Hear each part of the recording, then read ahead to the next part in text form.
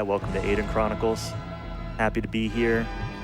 Just got off the wonderful couch for Evil Ash's Destiny of an Emperor run. So yeah, we got, I believe we have the cutscene incentive met. Is that correct? That is correct. We have met the incentive to watch the cutscenes. Awesome. So what I'll do is I will get into the run. There's an opening cutscene that's a few minutes long, and I will do introductions during that cutscene. And but in order to do that, I'm going to need the naming incentive. Although I think I know the answer. Let me, I've been frantically refreshing. Yeah, give it one more shot.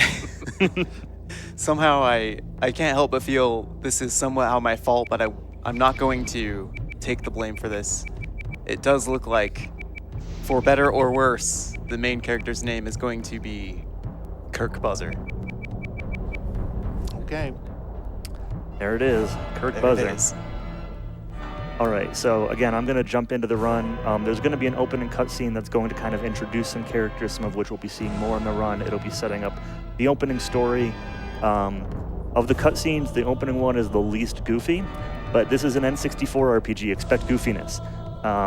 So yeah, we're going to jump right in, and I will do introductions during that. So if we are all ready, I will start the run in 3, 2, 1, go.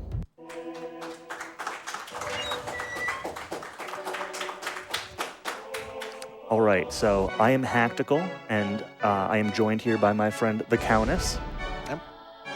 So this is a Nintendo 64 RPG, as was mentioned. I don't know if I'd put it as number 1, but I'll give it a top 5. Don't count how many RPGs the Nintendo 64 has too closely. But this is a lesser-known RPG that came out near the end of the N64's lifetime. For a comparison, this came out a few months before Final Fantasy X. And it looks just as good as Final Fantasy X, in my opinion. I've never seen such a good-looking game. So yeah, this intro cutscene is sort of this here character that they just showed is Aileron, or Kirk Buzzer. This will be the main character that we'll be following throughout the run. And this opening cutscene is going to sort of introduce some other characters and some things that are happening. So Aileron kind of gets in a fight with the prince and runs off. Basically, some local farmers have gone missing, and Aileron decides he wants to run out. He's a squire in the Gornia kingdom, and decides he's going to run off to try to find these missing farmers into the forest.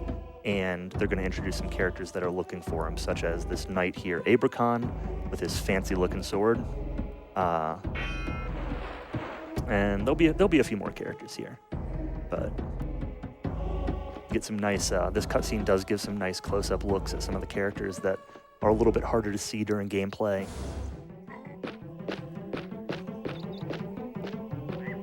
Also not much easier to see with a close-up either, but Yeah, I mean there are at least 5 pixels on the screen right now. You also get some exciting music. Any RPG music fans prepare to be a little bit disappointed in this run.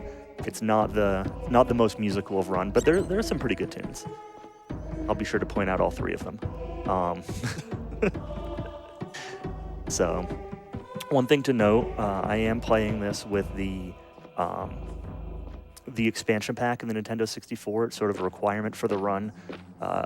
If you play without the expansion pack, there are some different encounters, there's some different music, some different formations, and all the routing is designed around having the expansion pack present. This game does have a high-res mode. It looks bad. It actually looks worse, and it's very laggy, so we will not be using that, but we do have the expansion pack present for other game enhancements. This game does tend to be a little bit glitchy. Not always in a good way. So I do have some backup saves prepared in case anything weird goes wrong. But a crash is not entirely impossible. But thankfully the game lets you save anywhere, so we'll be taking this nice and safe.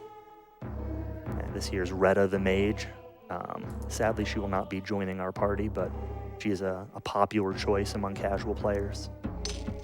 I'll talk more about the magic system and why she's not that good for the run once we get into it. spoiler, you see her throwing fireballs here. Her magic does not include throwing fireballs. Kirk Buzzer. Well, and our hero, too, keeps introducing himself as a sorcerer at the start and has no spells. Right. Yeah. They're working on it. We have not yet met the first mage, so Right. these are just the prospects. Exactly. I am playing with a turbo controller, so turbo is allowed for this run. In general, the run isn't very input heavy. There is some text mashing that I'll turbo through. There's some text mashing that I'll specifically not turbo through. But really, there's one major shopping point at the start of the run where it's sort of invaluable. I have wrist issues, and we're going to be buying hundreds of items for at the start of the run for some certain technique that we'll be doing. So having turbo for that's pretty invaluable. Get a nice picture of a dragon on the wall there. All right, and the opening cutscene is done. So now we're following Auron out into Oisin Forest. And it shows him looking for Kendall, who has gone missing. All right, so first things first, I'm going to grab this treasure chest. It's sort of optional, it's just some healing potions.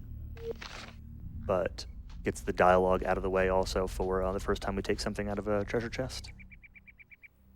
And we get a little intro scene here with some Mirari. It's one of the races in this world, and they're just some merchants here trying to sell some spice. But they talk about how the forest is dangerous and we shouldn't be here, and that they don't think they'll see us again. But I don't know that we actually see them again. But we're not going anywhere. We'll be here for at least another 3 hours and 45 minutes, 3 hours and 55 minutes. All right, so we're going to get introduced to the first battle here. It's going to be very quick. There's not really much to do here. It's just a single bat. It's going to be a little while before we jump into the actual battle of the run. But you can see here it kind of takes place in a 3D overworld environment. You get this ring of movement. You can attack. You do get range attacks and spells and items and things like that. Also, turn order is a little bit funny. We'll be talking about that as we go along. The way the rounds work and the way turn order works. But that's sort of the intro into the battle system. But we're not gonna really see a real battle for half an hour of the run. There'll be a couple other short ones, but nothing major. So there's a hat on the ground. That's Kendall's hat. We could pick that up, and it is an equipable piece, but we don't have any reason to do so. And we see a spirit run by, and the spirit will be kind of a recurring character throughout this run, which will be important later. But then we're going to run into these goblin poisoners here, and these goblin poisoners are going to hit us just for 1 point of damage. But after we get hit twice by them, we will become poisoned. And it's just a scratch, but it burns. And we're going to wake up in Oriana's hut. She's a local herbalist, healer type person. And she found us, and she is trying to heal our poison. And this is a pretty important location. She's a pretty important character to the story. But yeah, even though thinks she's cured us, we're feeling dizzy, and we're going to kind of fall into a little fever dream here that's going to introduce... I use the word introduce very loosely, but introduce the general bad guys of the run, which are going to be the chaos. So that guy the guy on the left, that little monster-looking dude, he's a chaos scout, and we'll see another big bad later on in this cutscene. And this is also the first introduction to the choreography of the scenes in this run. There's a lot of static camera panning, and there's not really a whole lot of panning and moving at the same time, and the camera kind of goes to these weird angles that makes it kind of hard to see. Expect a lot more of this. It's really goofy. I'll point out a couple of specific funny examples as we go along. But this was a very ambitious game. Again, this came out near the end of the Nintendo 64's life cycle, and it was very ambitious. They had plans to do a lot more with it, but as is the case with some developers, especially not long-running developers, eventually eventually time and money mean that the game needs to be released. So it's a little bit, maybe, I don't want to say unfinished, but maybe not up to what was originally intended. So we talked to Oriana there. She's a merchant. We can buy stuff there. We can also train in skills or spells there. So the way this game kind of works is as you earn experience, as you complete battles, and Alaron in particular will also earn experience as the story goes on. You can spend that experience to learn spells or to improve your spells, improve your stats, in addition to like just regularly gaining levels. So I'm hugging the right wall here. Unfortunately, I got this bat fight, which is annoying, but we'll fight it. I was hugging the right wall to try to avoid this fight. But every now and then they catch you from kind of off screen. These bats are pretty easy. It's just a little bit slow to fight with a solo character. You'll notice that I'm attacking these bats from behind. This is very important. I'll talk about that more later. But consider this bonus combat. But yeah, so at the end of a battle or at a specific trainer, at the end of a battle you can increase anything that you currently have. At a trainer you can learn new skills or new spells, and we'll be doing that later in the run. But you spend your experience points, so it's both contributes to your overall level and also is sort of like a currency for powering up your character and let you do what kind of build you want to do. So this might get messed up because of that encounter. I'm trying to move specifically here off to the left. Okay, I got it. There's a little dialogue that'll appear there that'll take like 20 seconds if I don't move pretty precisely around that corner. You have to make sure you keep them off camera. But yeah, Oriana created these glowing spheres to lead us back to Gornia. She's like, I can't do any more for you. Go back to your kingdom. You know, tell the king what happened. Tell him about the goblins, and maybe he can work out something to heal you. So these lights are leading us back to Gornia. And we're actually going to deviate from them briefly because there's a very important item pickup that I'll be able to get if I go out of the way. So here we're going to leave the beaten path. There'll be a couple things that I can do here to speed this up a little bit. So as I'm walking through the world here, the game is kind of creating checkpoints, I guess I'll call them. Not like a save file or anything, but remembering where you are, remembering your position, your status. And when you get into a monster fight, you can flee. And if you flee from a monster fight, it kind of like rolls you back a checkpoint. So there's a monster over here that I'm waiting to move, a goblin in the background, and I'm going to run by him. So this game has a sneak mechanic, which we'll be seeing very shortly, to avoid encounters, and we'll be using that pretty heavily throughout the run. But it's a lot faster to run past enemies if we have the ability to do so. So that's what that was me just taking a short break to wait for the monster to move. But monsters do show up on the overworld. There'll be a lot of times I'm running past monsters that won't be completely on screen, but they're still dangerous. But now we're going to intentionally get into this goblin fight and flee from it. You could also see just with that goblin there that sometimes the range where they get you into battle is just barely shorter than the draw distance. Yeah. You kind of had to know he was there to dodge him. Mm-hmm. And yeah, we use the flee mechanic and that position rollback I was talking about to quickly get back to the river. But that rope that we picked up increases your thief skill. I think it's your thief skill. And thieves are very strong in this game. So the way skills kind of work in this game is there are like class skills. So you don't have like an actual character class. Like I'm not a mage or whatever. But I do have a wizard skill and I have a warrior skill, and you can have a thief. And so you can have skills that represent traditional RPG classes, and you can have multiple of them at the same time. Not every character can learn every skill, but most of them can learn multiple skills. And then you also get sort of your standard like swords or axes or shields or whatever else.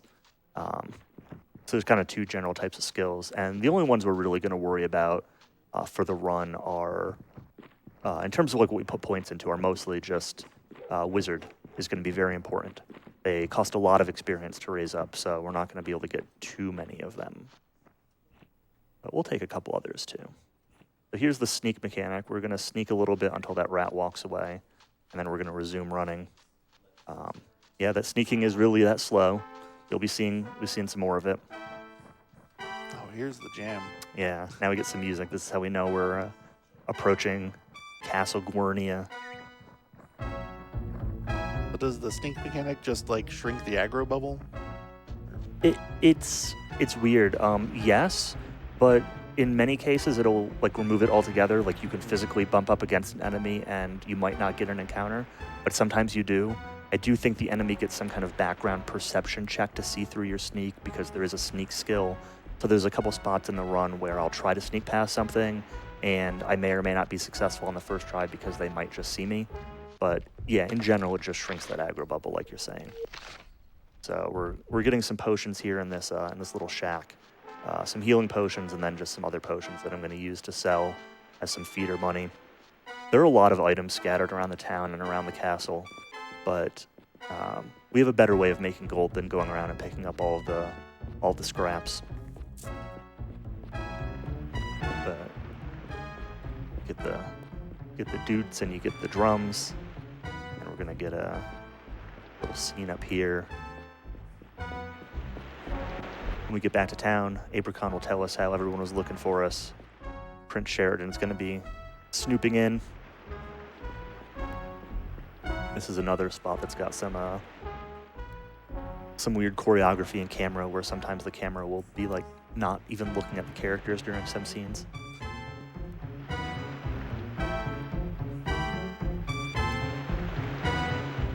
They were really trying to figure out how to do like cinematography in video games in this era. I hadn't quite figured out how to do it great. Yeah, the visuals in this game are actually like pretty good, honestly, for this era. Like the textures are like the poly count is low, but the textures are pretty good. There's a lot of good detail to like the armor and like the banners around and everything. And you know, it is limited by the Nintendo 64's output res, but it's pretty good for the era, honestly.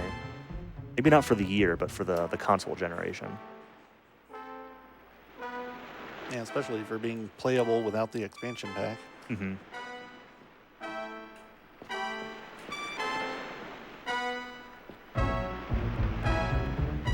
So yeah, Abracon tells Prince Sheridan to like go away and not listen in, and he's still just kind of hanging out in the background of that scene.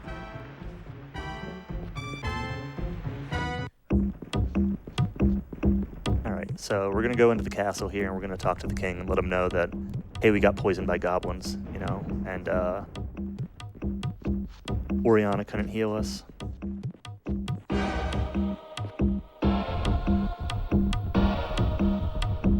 Another limitation of the N64 is obviously that there's only one joystick, so moving the camera involves holding a button and moving the joystick, so you can't move and pan the camera at the same time.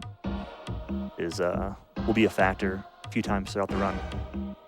Yeah, we talked to the king, and he suggests that he gives us a letter to the Mirari, so the same people that we saw at the very start of the run, and tells us to go to Aramon, their hometown, and that they're known for their healers and their sages, and they might be able to help heal us, even though Oriana wasn't able to do so.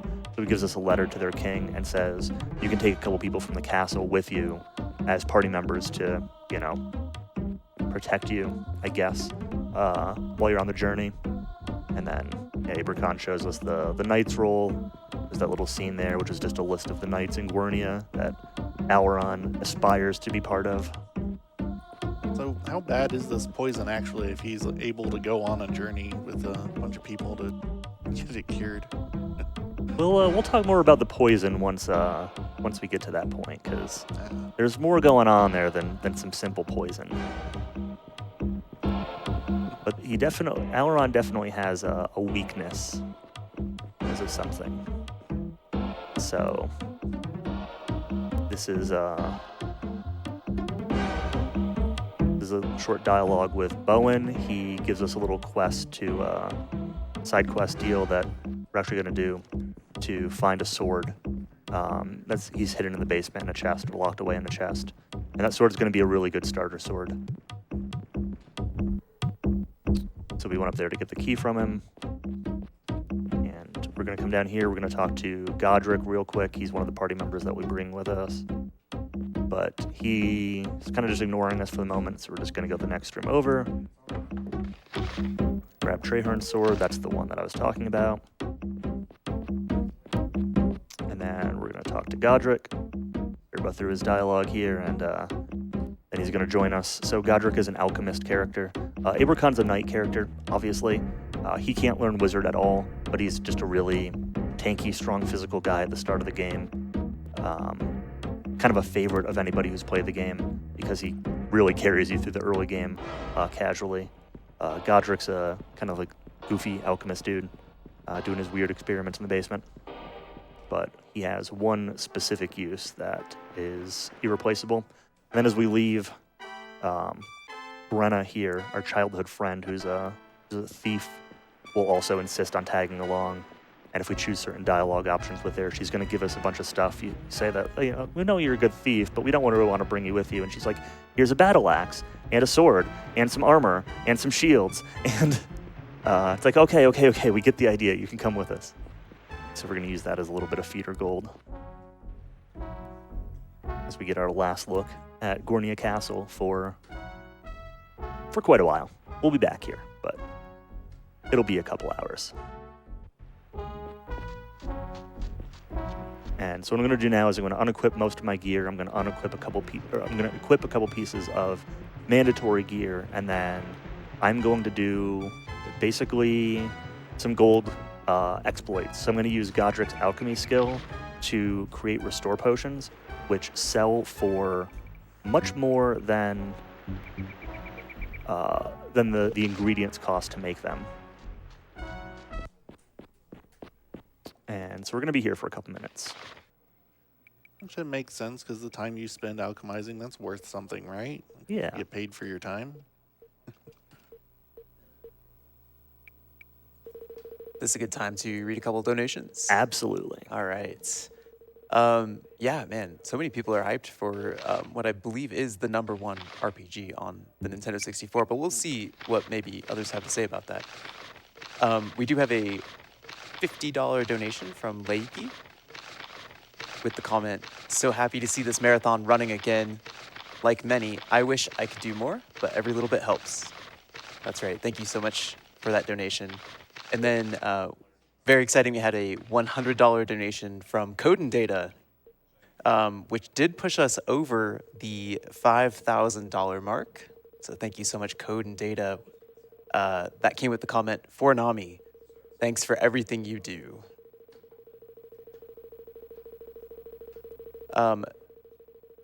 We also have a $20 donation from a Bic Fong Balls.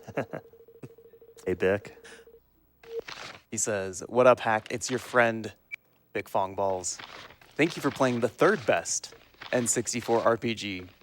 As one of the game's 3 fans, it's great to see on the big stage. See you for the every 4-year Super Metroid race. Countess, see you when you say no to hanging out. All right. Yeah, I'll be here. Thank you very much, Bic. Look forward to seeing you. Out of all the RPGs on the Nintendo 64, this is definitely the one that I've played the most recently.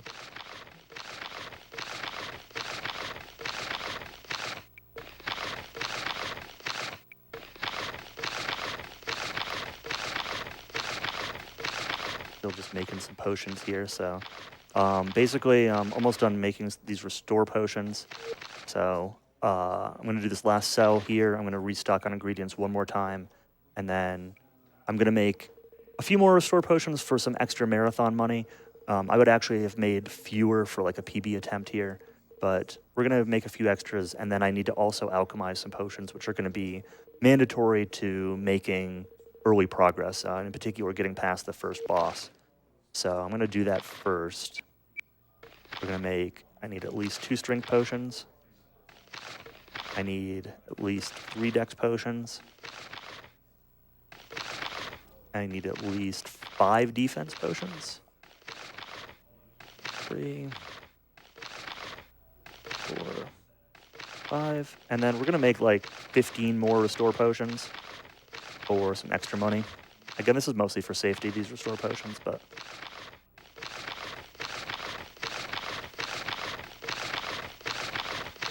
That should be good.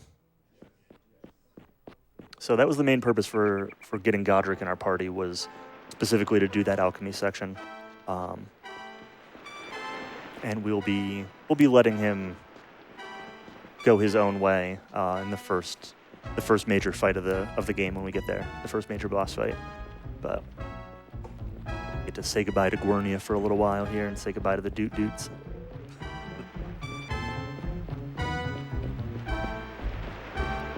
And we will embark on our trip to Aramon. But first, before we actually head down the path towards Aramon, we are gonna come over here. There's this little hill, and there's a treasure chest, a locked treasure chest on top of the hill.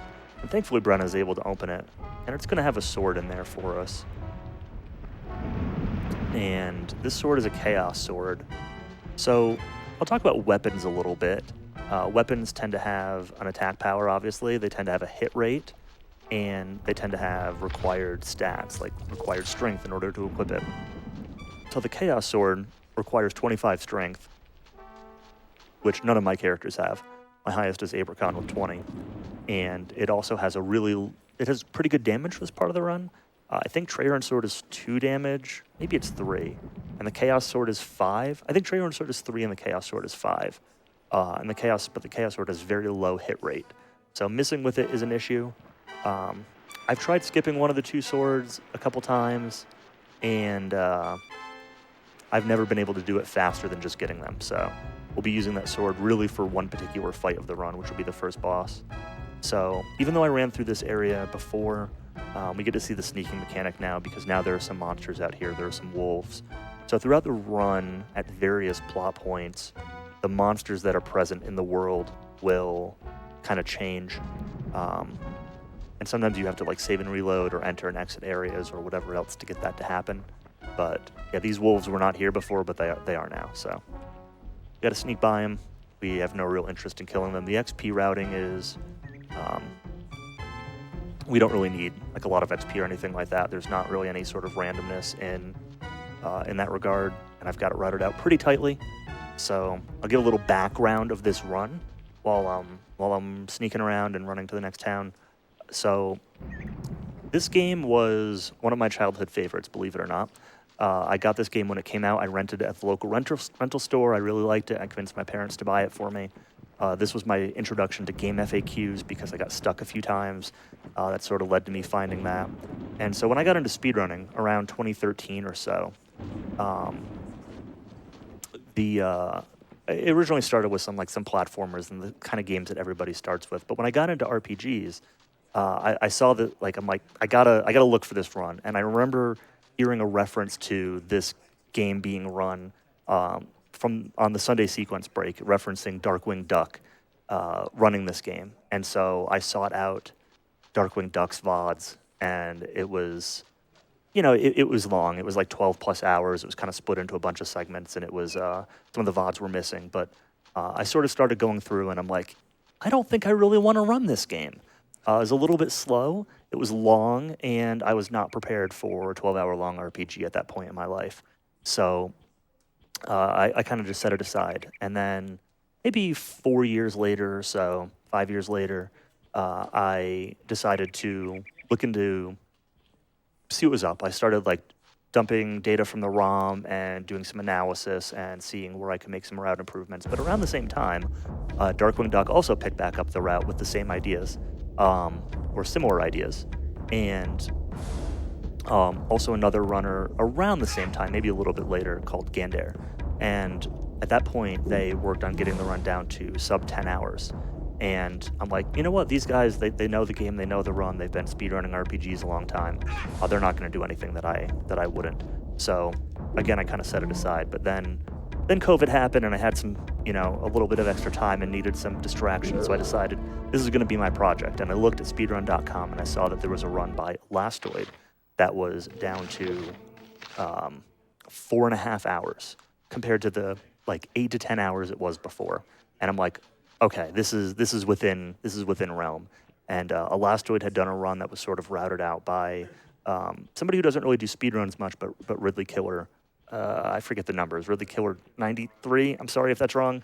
But they sort of routed out a lot of the the enhancements to this run, and then Elastoid had done a few runs with it.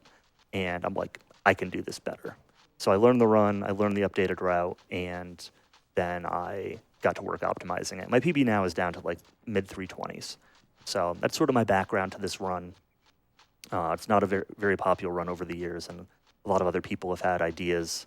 A lot of other people, a few people have had ideas and have tried to put it to work. But yeah, always welcome to more ideas. There's a lot of ideas I have for things that could be improved. Some of them are reliable, some of them not. And I'll talk about a couple of those when I get to them. But that's sort of the background between my history of this run and sort of how I got into running it. A little bit of background on the game itself. So there was a donation comment earlier that mentioned this is technically a Dragon Quest game, and I'll give the background on that. So if anyone's familiar with the Dragon Quest Dragon Warrior series, they'll know that it was called Dragon Warrior on NES because the copyright wasn't available for the Dragon Quest name. And Dragon Quest was an old 80s tabletop role-playing game. And the mechanics behind this game in terms of how the skills and the classes and everything work are actually heavily inspired by that Dragon Quest tabletop game.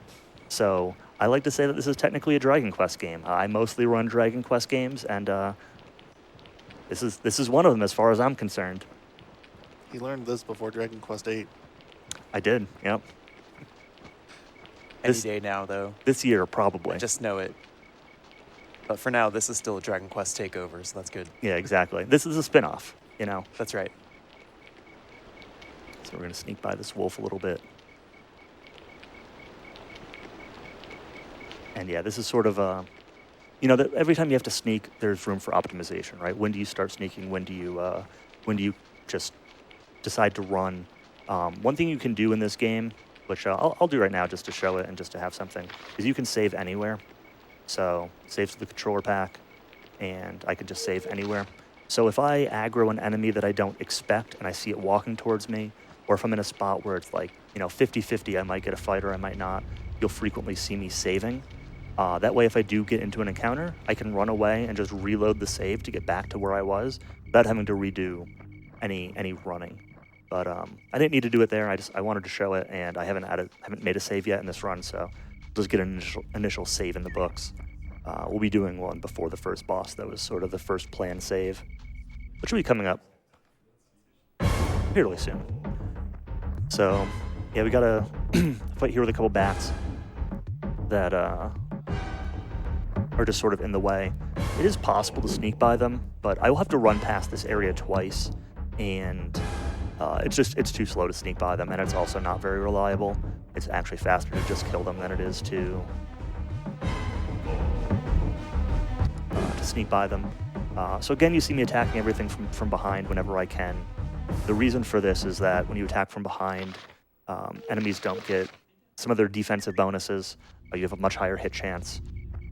It's very significant. If you play this game casually, you're going to walk up to an enemy and you're going to swing at it and it's going to miss, and they're going to swing at you and they're going to miss, and you're just going to spend like 5 turns going back and forth, not hitting each other. That is exactly what happened to me when you had me play earlier. Yeah.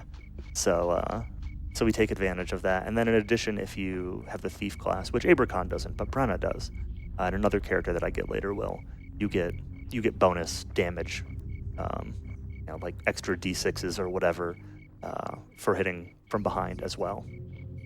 So that'll be pretty significant. So there's a bandit in these trees. You can't see him, but I promise he's there somewhere. We're He's sneaking too. Sneaking around, yeah. You notice that it's nighttime now. Everything's a little bit darker. This game is pretty dark in general, but there is a day-night cycle, and things are much darker at night. I'll talk a little bit more about the day-night later in the run when it gets a little bit more relevance. The main thing to know is, like, obviously, visually things change at night, but also some enemies will spawn at night that will not be there during the day. So there'll be a couple points in the run where I want it to be a specific time of day.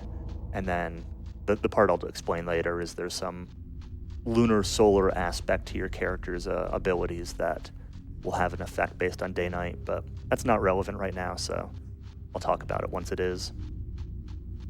I'm taking this sort of weird-looking path, but this is sort of just the fastest way to run to the town of Aramon. Sometimes we're on the path, sometimes we're off the path. There are other routes to get there, but they involve enemies that you have to sneak past or YOLO past, and they're not reliable. So this is the kind of the fastest but also safest way of getting to town. And we're almost there. We're almost to Aramon, the town of the Mirari. Sadly, sadly because of the speedrun, I'm going to be mashing through or turboing through all the text, but it's well worth playing the game and reading some of the text in this town. It's there's some nonsense in there, and it's pretty charming.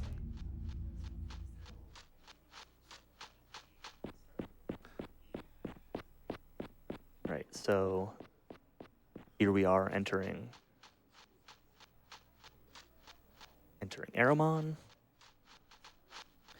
And yeah, we're gonna have a short dialogue with the king, and then we're going to basically what's gonna happen is we're gonna show him the letter from our king, from King of Gornia, and he's gonna say, well, we've been having these problems with these goblins in these caves lately nearby. If you can help us out with the goblins, maybe we can help you out with a healer. And so then sends us off to find some goblins. So that will be our next main objective.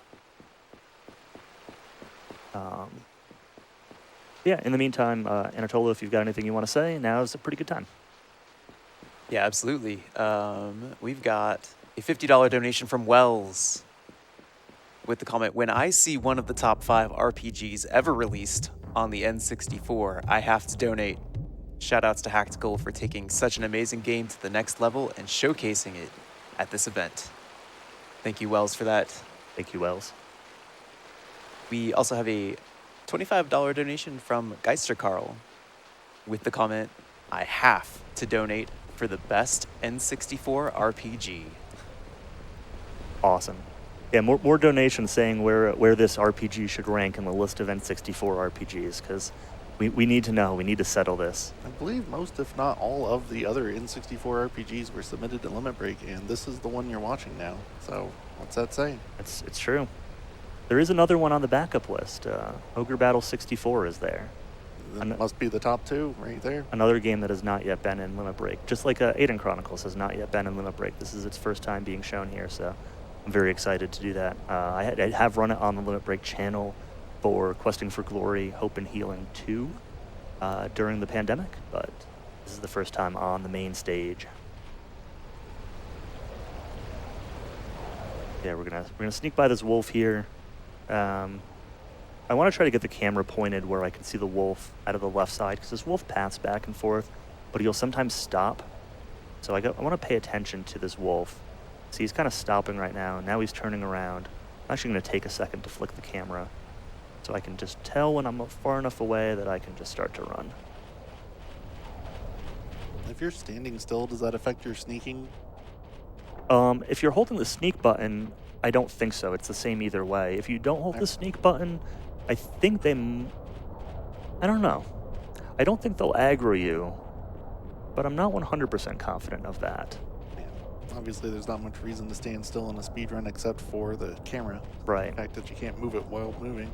So that ogre doesn't aggro at all. Now, we'll see what happens here. There's a goblin at the top of this hill who sometimes will get baited down into running down this hill at me like that. Perfect. This was not working for me earlier today, but now I can just run. Normally he's standing guard above this bridge and I have to squeeze by him, and there's a lot less sneaking involved when he's running past me. But I will do a save here. I don't expect this to be a big deal, but it's been a while since I've saved. There's a wolf that I'm going to be sneaking past here. And sometimes this wolf will just see you even if you're sneaking. I've tried a lot of different setups for partway sneaking, partway running, and really nothing's ever been entirely reliable. I actually just remembered one thing I want to do also before the boss. I wanted to alchemize a couple more curing potions, a couple extra healing potions, just for a little bit of safety. It's something I usually skip, but while we still have Godric with us, we should take advantage of that and just make like 2 or 3 more. Don't really need many, but so that goblin's going to kind of ignore us. This part's a little annoying because we're going to be going uphill and the camera doesn't really look upwards very much. So this is the goblin area, and in particular, there are some hobgoblins around. And they're kind of scary, and that's what the first boss is going to include, which we're almost up to the first boss. But I don't want to fight any more than I have to. In fact, I would not fight these even if they see me. Yes, he does. So we're just gonna save and load real quick, and that's gonna reset his aggro.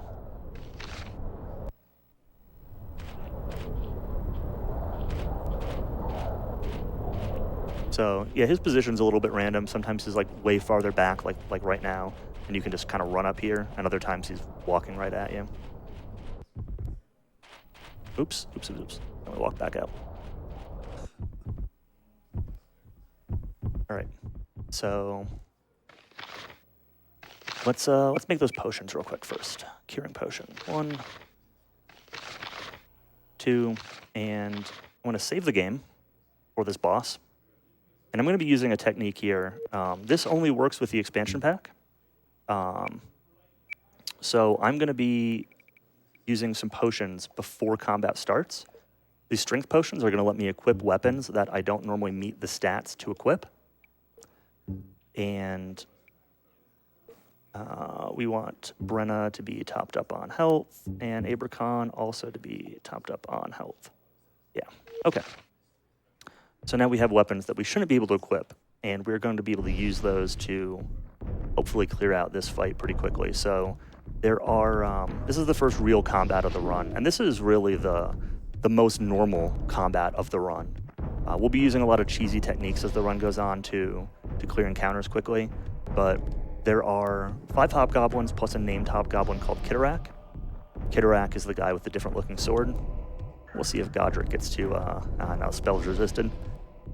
Godric rarely gets to do something useful in this fight, but there was a chance there.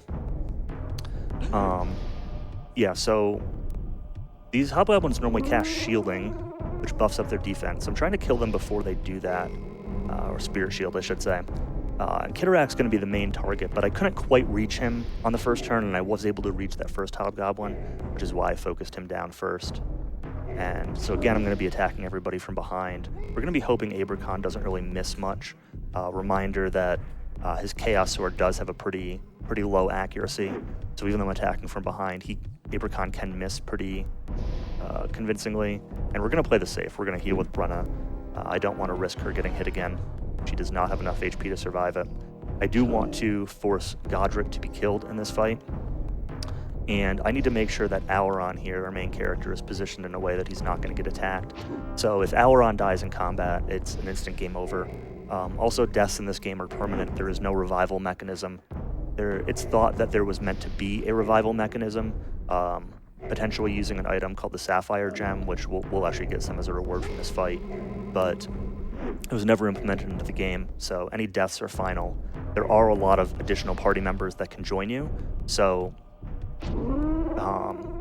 we'll be picking more up as we go along. So if you lose a couple characters, it's not like you're unable to continue the game or anything like that. But if you get attached to a specific character, you want to make sure they stay alive. Revival mechanic sounds like something that you would implement into the game well before doing any kind of like game balance testing. Yeah, you'd probably think so. Hey, Brenna got hit. It's not a big deal. Godric's gonna stand in front of this guy. I need to be a little bit careful here because enemies will start to flee, and I need to make sure Godric dies before they flee because XP is sort of divided by living characters, and I want the XP to be spread out. Okay, there we go. So usually 1 or 2 hobgoblins in this fight will flee, but it's not guaranteed. And I'm just trying to keep Auron running somewhere that is at least a little bit safe.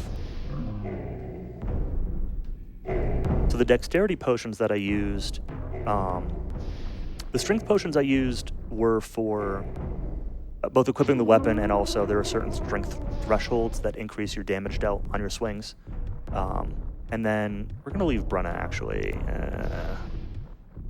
which will be fine. The dex potions increase both your turn initiative, so they make you act earlier in a turn. They also increase the number of actions per round that you get. So, or actions per round. So you can get anywhere from 1 to 3 actions per combat round.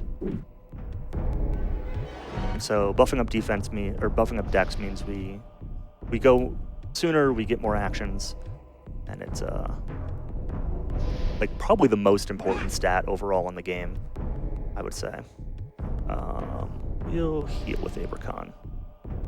This fight's going a little bit slowly. I'm taking a bit of damage, and I'm not really doing super high damage, so I'm trying to be a little bit careful. I'm glad I made those extra curing potions. Let's make sure we're fully behind this guy. The hitbox for being behind them is sometimes not super reliable. But I'm actually like getting a little bit concerned about enemy positioning here. They're getting way too close for comfort to Auron. Right, just 2 left. Okay, one of them's fleeing. That's good. They're both fleeing. Good. So what I'm going to do here is I'm actually just going to wait turns out and let them flee. You still get the XP if they flee, so that doesn't affect anything. And that's the first boss down. That's one of the parts I was I don't want to necessarily say worried about, but that could have gone wrong. And now it's very important here. Very, very, very important. Cannot stress this enough. That I go into my inventory and I unequip the 2 swords that I'm not supposed to have equipped. I'm also going to equip Warfang, which is a weapon that I got from that fight. I'm going to equip that to Abracon. And the reason for that is that if I save and reload with weapons equipped that I'm not supposed to be able to equip, the game will instantly crash unloading the save file, and the save file becomes bricked and unusable. And so it's very, very important that before you save the game, you unequip those weapons. But yeah, first boss down pretty smoothly. Like I said, a little bit of a slow fight, but you know, any fight you walk away from is a good one. I've definitely had fights that get that far into it, and then I get sloppy with positioning for Auron or something like that, and then he gets bopped, and then yeah, then you're redoing the fight. So now it's going to be a bit of a walk back to Ahriman, but I'm going to do one thing here real quick, which is I'm going to save and reload. So I mentioned earlier that on the overworld sometimes enemy positions change, and there's going to be one in particular that changes from this. So I'm going to save, I'm going to load, and what this is going to do is it's going to despawn that goblin that I had chase me down that hill earlier, and it's going to instead create an ogre at the bottom of the hill who doesn't aggro you, and I can just run past him. So kind of saves a bit of sneaking and saves a bit of time. But in the meantime, until I get back to Ahriman, I can pass it back to Anatoly. Yeah, that's great. We do have more opinions. First, we've got a $5 donation from Creative Ellie. Ellie, thank you. Ellie says, can't contribute to the number of pixels in the cutscenes, but can contribute to this awesome cause. Good luck, Hack. Thank you. We've got a $1.69 donation from Lil Swaggy with the comment, go fast, the man we know as Harrow Hawk. Thank you. That's, I raided an MMO, and I told my guildies that I was going to be missing raids this week because I was attending the event, so looks like a few of them are tuning in. Appreciate it. I also see a $25 donation from Zytoriak. Zytoriak, okay, thank you. let me take a deep breath here. Okay. Oh, no. I can't believe after a fantastic game like Destiny of a Grey Duck, we get to see the best Dragon Quest game released for the N64. Thou hast kicked the Kirk. Oh no. Thanks for that, Zytoriak. That cursed me into getting that goblin encounter, which I never get into that encounter. I have gotten it before. It's not a marathon meme yet, but it is exceedingly rare. So thank you, Zytoriak, for that goblin encounter.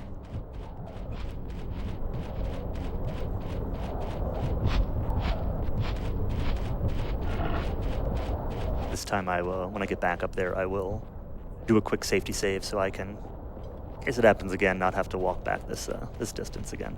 But you can see here, like this, if I had just done a save, yeah, I mean, it takes, 5 seconds to save, but I just spent 20, 30 seconds walking back to the spot I left off. Actually, I'm going to do a save and reload because I kind of pushed that movement a little bit. So we'll just make sure that Goblin's not already aggroed on me. The other thing I could check, so I should talk a little bit about the stamina mechanic in this game, because it's going to be kind of relevant. I'll actually check it right now. What is Brenna's hit points at? Okay, she's at 32 out of 33. That's good. So your hit points are made up of a combination of your stamina stat, your endurance stat, and your level. And it goes kind of in that order, top down. So you notice I don't have like mana gauges or anything like that, but I will have access to spells in this run fairly soon. And the way spells work, the way using skills work, like picking locks or things like that, is it actually takes from your stamina. So casting a spell hurts you, or picking a lock hurts you, because it takes away stamina. And if you don't have enough stamina to do an action, then the action fails. And if you are below your amount of stamina in combat, your combat success rates also go down. So it's really important to kind of stay high HP because it interacts with your stamina stat. So I wanted to check there to make sure Brenna's stamina was still high, because it uses when you sneak, it uses your highest character's sneak skill, which is Brenna. So I wanted to make sure that her stamina was in range of, getting successful sneaks. And I wasn't taking a penalty. Additionally, I'm going to be picking a lock very soon, and so I need to make sure she has the stamina to do that. But first things first, we're gonna report our findings to King Tixoman here, and he's gonna be like, well, actually, we don't know where our healer is, and we can't help you. Sorry, but thanks for the help with the goblins. Which is not really very nice, and he recommends that we go to the wizard school in Talawak. But the other Mirari are aware that we helped out, so they're like, come to see these other guys, and they'll get you in touch with the sage. They might know something. So we'll be talking to them real quick, and the saga is not over yet here in Aramon. But first things first, I'm going to make a hard left here and go to some shops. I'm going to be picking up a debilitation scroll. So scrolls are items that can be used in combat to cast a spell once, or they can be used outside of combat to teach a spell to a character. And this debilitation scroll in particular here is one that I need to teach to a character later on in the run. So I'm also going to go to this other shop and stock up on some potions, which I will be using on various fights to speed them up. None of these are super mandatory, but they are here for speed. I'm also going to sell these sapphire gems, shield, the plate mail, like all the junk that I don't need from that, the chaos sword, all the junk that I don't need anymore from the first boss. 6 strength potions, 10 dex potions. Money routing is definitely a thing. I would probably consider buying fewer dex potions. They're pretty expensive in a PB attempt. The shopping in general is all kind of different in a PB attempt, but it's been long enough since I've done an actual PB attempt. I've been doing marathon prep that I don't remember the exact numbers I used to use. We're going to come over here. We're going to buy a dragon leather. It's pretty good equipment, and it gives a pretty high bonus to stealth. This is something I would definitely skip in other runs, and I'm going to actually just immediately equip it before I forget on Brenna. The cloth armor that she was wearing was a starter item. She actually doesn't start with it equipped, but it's a starter item. And it gives me a stealth bonus. I'm going to buy a couple more things over here. So this is the most important shop. We get a light wand, and then we get some scrolls of the stupidity spell. I'm going to sell these restore potions that I stocked up on earlier, and I'm going to buy 4 scrolls. I need 2, but usually like 3 or 4 are better. And then I'm also just going to get a couple small pieces of safety gear that's not super mandatory. But now we are going to go to the biggest RNG segment of the run, which is the Witch Ring chest. So there is a chest in this town which can have a variety of contents. It could have money, it could explode, it could have sapphire gems, it could have spell reagents, it could have a wizard hat, or it could have a witch ring. And I specifically need the witch ring, which will increase my wizard skill by 2 when equipped. It's roughly, I thought it was supposed to be roughly a 10% chance to get it. I've had really bad luck in my practice. This could be first try, or I've had this take 15 minutes. So we might be here for a few minutes. Get used to the sound of the menu opening and closing. But Is it the rarest of those options you rattled off? I think it's equivalent. Well, I thought it was supposed to be equivalent to the wizard hat, but I definitely see the wizard hat more. They're also rolled independently, so you can get both the wizard hat and the witch ring at the same time, which actually would save like a minute or a minute and a half later in the run when I pick up a wizard hat elsewhere. But I've had that happen in PBs a couple times, but not for quite a while. And of course, Kirk Buzzer is going to have great RNG for this, right? Yeah. It's kind of interesting. Like, I feel like the sound effects, the ambient effects, all sound pretty good in this game. But then the music, when there is music, just kind of sounds like a programmer with a a 2-octave Casio keyboard hitting one button at a time. Yeah, I don't know. I think there's some tunes, like I think the Gornia tune where you've got like the doot-doots and then you got like the drums behind it sound a little more orchestrated, but you're definitely right that it's a little bit on the simpler side of things. Yeah. I hope you like paper sound ASMR because that's kind of what we got going on here. There's a wizard hat, which unfortunately is the wrong item. I do have... If this takes too long, and I don't really know what my threshold for this is going to be, I didn't really pick a time, but if this takes too long, I do have a backup save that is staring at this chest that has the witch ring that I could load. You can rename the character at any time from the options menu, so I could keep the Kirk Buzzer name, obviously. Maybe I should change the name off of Kirk Buzzer just for the witch ring and then change it back. Might have some better luck. You wouldn't dare. No, you're right. People donated for that. They can... Plural. 2 of them. 2 of them, yeah. They get to enjoy it. But yeah, now's a good time, Manitola, if you've got anything to talk about. Sure, let's bring in some good vibes here. We've got a $50 donation from Labs with the comment, "Have a great run," and then I'm just gonna try this with the right vibes. Tranquility. Awesome. Thanks, Labs. Appreciate it. And we got the witch ring. That was like perfect timing. Labs donated, and there's a witch ring. Vibes work. But Easy. But you can keep the donations coming if you got any more. I've got one that's definitely related. Okay. This is $25 from Cheese. Haktical is truly a tranquil one.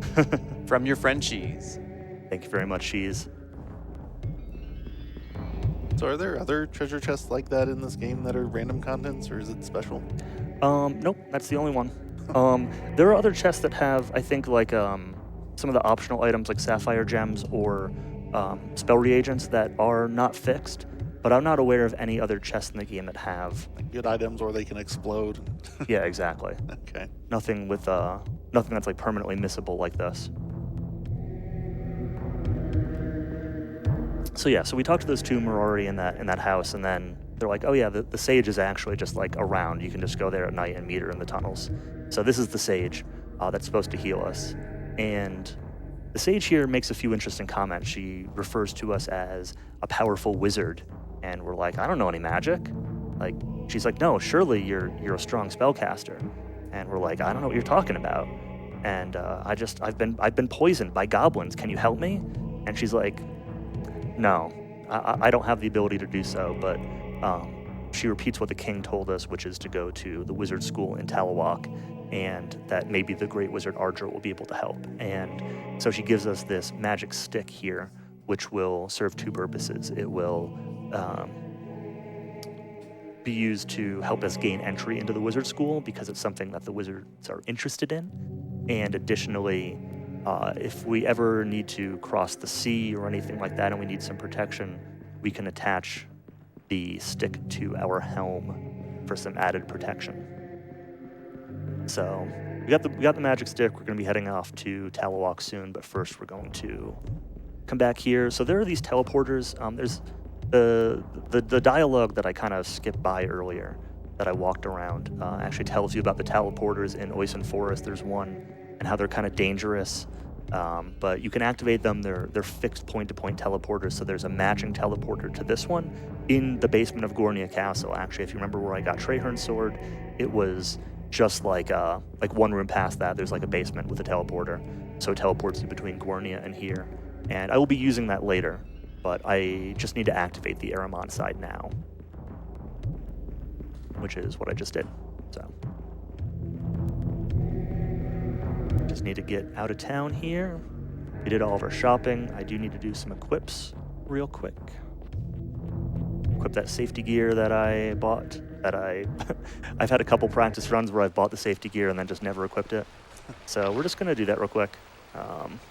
Brenner doesn't really need anything, but Alaron is going to get the Witch Ring, the Mirari Cloak. He doesn't need the Jundar Gauntlets. Oops, that's a mistake. Oh. Unequip those. Yeah, I guess that's it.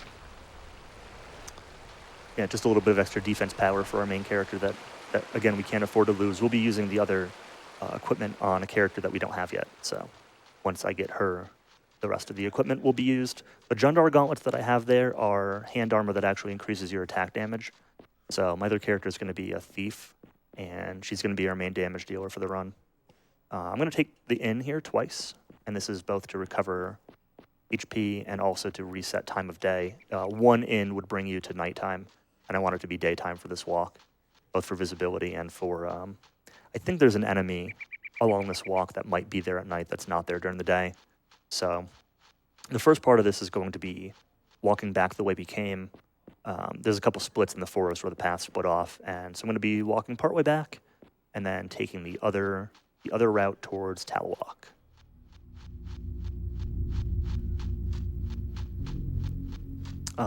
Yeah, so I guess one thing I can talk about here while I'm starting this run is the stats in the game. I talked about HP already earlier, but there are a few key stats. You have intelligence, willpower, strength, dexterity, stamina, and endurance.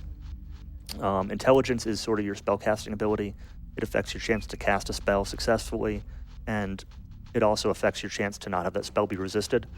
Resists are basically an opposed check. Willpower is your spell resistance.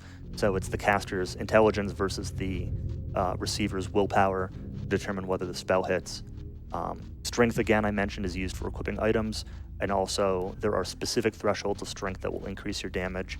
The main one is, I think it's 24 is the main relevant one for the run. It might be 25. I'll go to 25 strength just because I never remember if the cutoff is 24 or over 24. And then dexterity is something you just want as much as possible of. There are certain thresholds for dexterity that will increase your actions per round. And then beyond that, every point of dexterity will increase your movement radius in combat, and it will generally be used for your initiative rolls when you enter combat. And there's a few fights in particular where I'll be using dexterity potions to try to gain initiative and get some actions in before the enemy acts to save some time. So I'm going to come back here. This is where our bandit was earlier, and he's still there. So I'm not sure if he's aggroed because he's through the trees. So we're just going to save and reset to make sure we don't run into him. Sneaky, sneaky.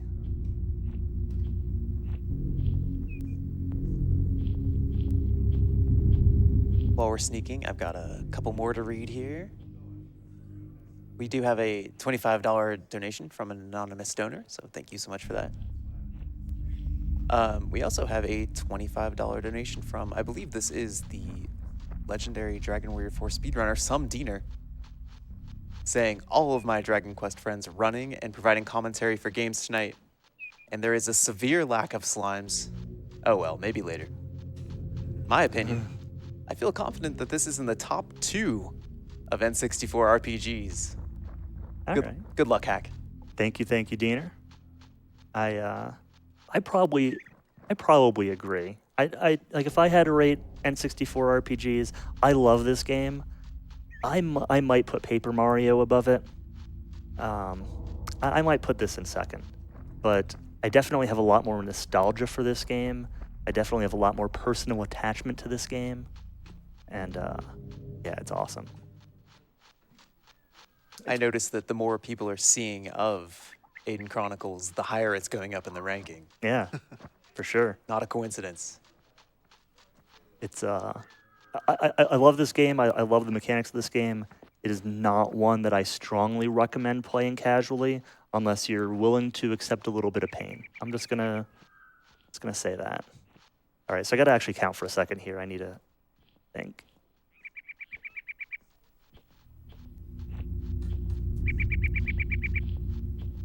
All right, I'm gonna save, and then I'm gonna run.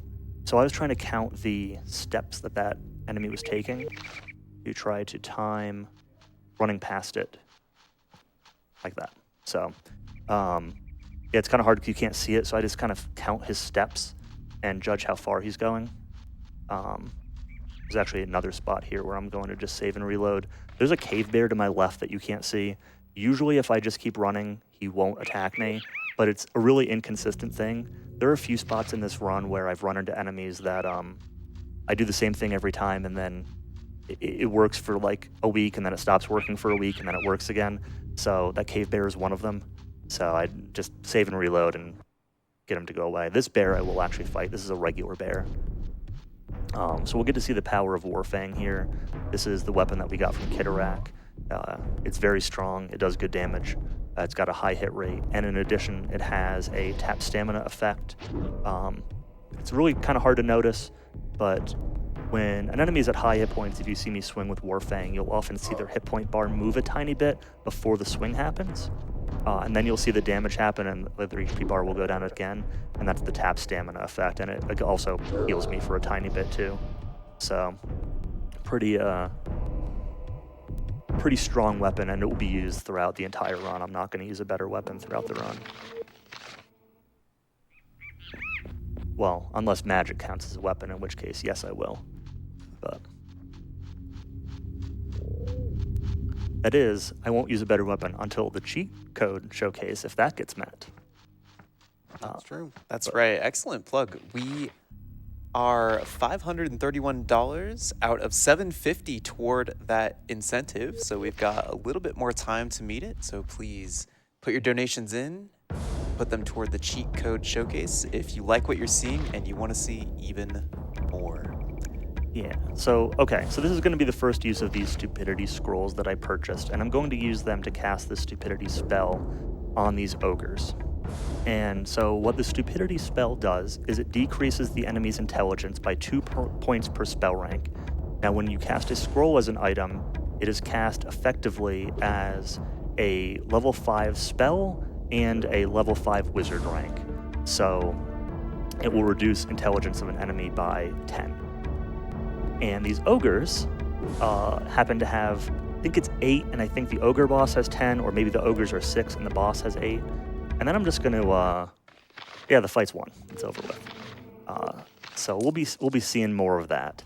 But I mentioned that the mechanics of this game were taken from an old tabletop RPG. And anyone who's played something like D&D knows that if your major stats, like your strength or something like that, is reduced to 0, then you become kind of incapacitated and you can't continue to fight. And the same general concept applies here, where if your major stats, strength, dex, or intelligence, I'm not sure about willpower, get reduced to 0, then the game considers you paralyzed and you can't take an action in combat anymore. And if every enemy on the field is paralyzed, then you automatically win the fight. You have to wait until like the turn wraps around, which is why you sometimes have to skip a few turns. But there are a lot of enemies that will be able to take advantage of certain statistics to kind of paralyze them and win fights that way. Now, there are other techniques for paralyzing enemies that we will see later on. We will have to still fight some enemies. So I aggroed this wolf, so I need to just reset it real quick. The other thing that happens is during the Kidorak fight, one of the mechanics that happened was enemy reinforcements. So only 4 enemies can be on screen at a time, but there can be up to, I think, 8 max reinforcements available in the background. And until an enemy on screen dies, the reinforcements won't join the fight. And so if you paralyze the on-screen enemies, the reinforcements are not. So you still need to kill the on-screen enemies to get the reinforcements to show up and then take care of them, which will also be a thing that will happen throughout the run. So we're gonna start seeing a little bit of a mix of mechanics, but this is where magic gets to be pretty powerful.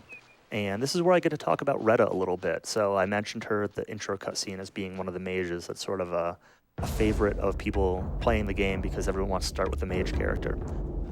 Retta knows naming magic. So there are different schools of magic. There's elemental, which is what Godric had, which is your basic like fireball type magic. There's naming magic, which is more status buff, debuff type mechanics. There's star magic, which only one character that we won't get knows star magic. Honestly, I don't remember what most of the star spells even do. There's necromancy magic, which none of the characters are necromancers, but one of the characters, Auron, can learn necromancy magic. So Retta learns naming magic, which is all buffs and debuffs, which the stupidity spell counts as naming magic. So getting her could potentially be useful for casting that spell. Unfortunately, just like by the time you can afford it, you can get scrolls, and like Auron can learn it himself, and it's just not really worth it for her to be doing that role. And she doesn't know any like offensive magic, so she doesn't know any fireballs or anything like that. So I've tried a few times to consider routing her into the run to see if I could save some experience routing by not getting the spells on Auron instead, or saving some time by having an extra caster. And it just never works out because you'd have to dump another useful character in order to get her, and I've never been able to make that route work, but I think about it sometimes. But yeah, we're running across this farmland here, just going through the farmer's crops. Don't mind me. There are a couple enemies. You saw me doing some specific movement to, like, rather than taking a straight line, I was kind of going like around the path and far side of the forest and all that. There are some chaos enemies. This will be kind of the first place where the chaos scouts will show up, and maybe some bandits or something. I don't know. There are a few enemies that are on this path that I was avoiding. So get a little bit of jingle here. This is Talawalk, where the wizard school is. So if you go right to the wizard school, there's sort of there's a guard outside that asks you questions, and you can't get in. But if we talk to this guy and choose that specific dialogue option, sort of a required plot trigger in order to advance the dialogue at the wizard school. So now we can just go to the wizard school. Sort of an arbitrary thing where you just got to ask around in town looking for information. And he doesn't even tell you like what you're supposed to say there. It's just like, you mock me. All right, yeah, whatever.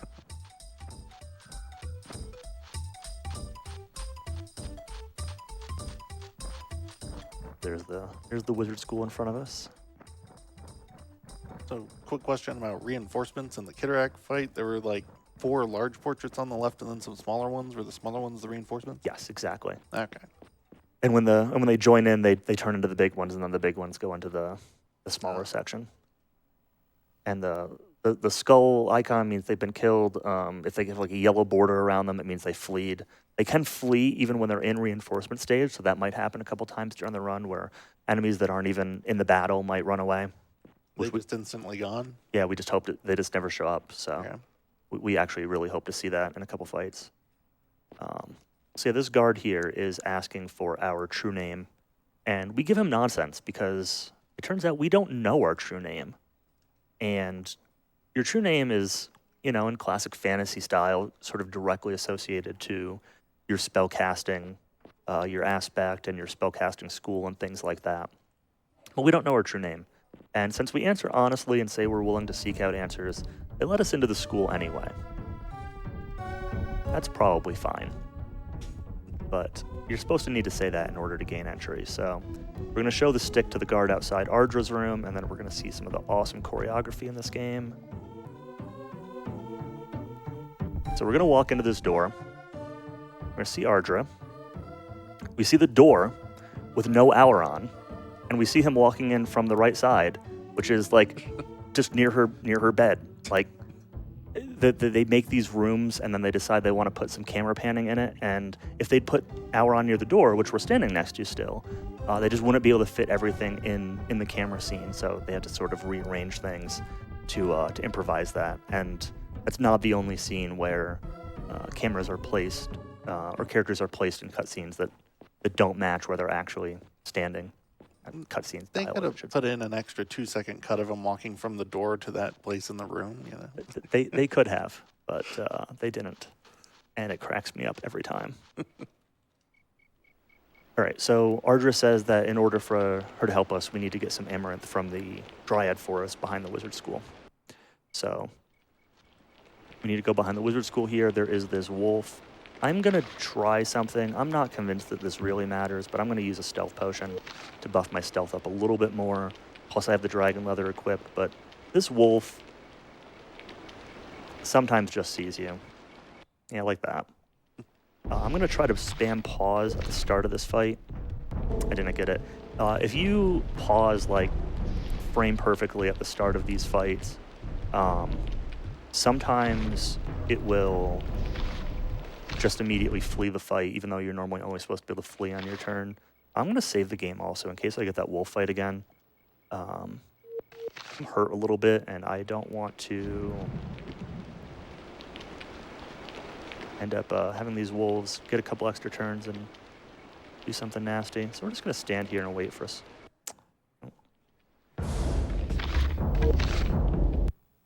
There we go. There was the first frame that I was talking about. Let's heal her up. Use another stealth active. Okay.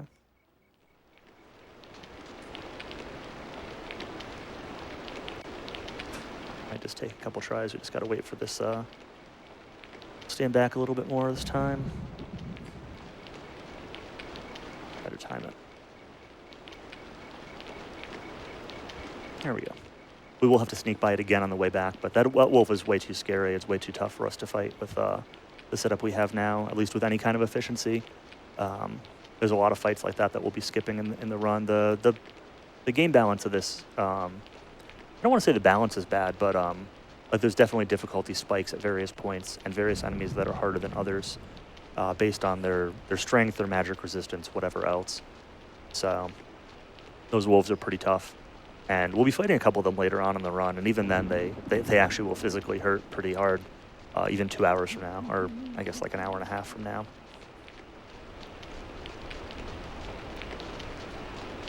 And yeah, the ogres that I casted the stupidity spell on earlier, and that I snuck by earlier, are actually typically like a favorite of people playing this game because they're pretty. They hit really hard, but they miss a lot, and they've got decent HP, but they're really squishy. They've got really low defense, so they tend to be a favorite. They give really good XP. They give some loot that you can sell, and that's kind of what the old route did was grinded on ogres a bunch in order to get more experience. So cut out a lot of that experience throughout the run over the years, but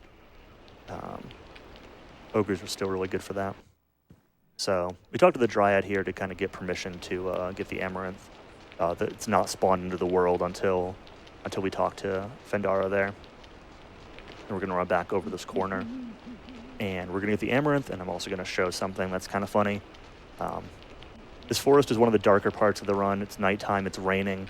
Apologies if it's kind of hard to tell what's going on, but I'm just kind of running through some trees. yeah, I've had to start looking at my own monitor because it's just a little too dark. Yeah. Or look at it at an angle.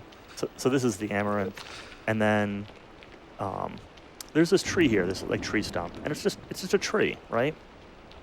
But I picked the lock, and there's 555 gold. Why that's there? I don't know. I don't need it. I don't need the gold, but I always love showing that off because I think it's hilarious. I'm not aware of any other like terrain or geographic features that are openable in this run, but that one is. There are occasional overworld things that are like spices and stuff like that, herbs that you can pick up that are interactable, but they're few and far between. Okay, I need a safety save here because this, in order to talk to this Dryad again, I need to pass a troubadour check, and I only have a 1 troubadour skill, so it's a 1 in 10. And she's going to tell us to kind of talk her up, make a poem about her. And if you turbo through this too fast, the game can actually crash. My PB does that and doesn't have a save except for like a minute before, so I actually lose like a minute in my PB to crashing here. So instead of holding turbo, I was kind of just pulsing turbo to not go too quickly, but I made the save just in case. At this point, it's fine. So we're going to talk to a little bit about our illness, and she's going to call us a wilding, which seems to have some kind of significance, but we don't really know what at this point. So, and that we're probably pretty powerful, and then she's just going to kind of fly away. So that's it for the Dryad Forest, but we got our Amaranth that we can bring back into the Wizard School now. And then Ardra will attempt to heal us of our illness. And then we'll get a little bit more info about what's actually going on. Also, when I leave the Wizard School, there's going to be a short dialogue, which I need to make sure to not turbo through also, because if you turbo through that dialogue, for some reason, I've had cases where the animations get soft locked, and then I have to reset the game and load the save. So I'll make sure to do a manual mash through that scene that's coming up. So as a reminder, we made the cutscene incentive. We've only seen 1 cutscene so far at the beginning of the run. There are 2 more significant cutscenes that we will see later on in the run, and those are ones that are really special. So those are the ones to really look forward to. But those are still a little ways out. So I'll sometimes refer to these things as cutscenes, but these are kind of just like required dialogues that you have to watch. The cutscenes are like the FMV type things that you can just press start to skip through, and that's what the incentive is for. So back to our friend, the wolf. Get a little slow, wait for him to go by. I like his animation. He's just kind of trotting around. Yeah. All right, we should be good here. So now we get to go into the school, and we get a little scene with Ardra where she tries to heal us, and then this is sort of important to the story of the run.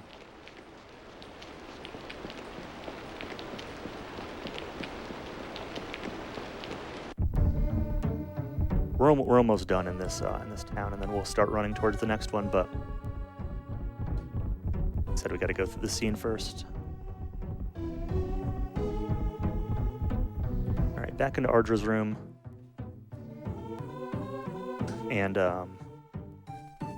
so now she's gonna try to heal us, and she's gonna bring us into. She's gonna try to cast a spell, and we're gonna end up in one of those fever dream kind of things, like we ran into at the very beginning of the run with Oriana, and.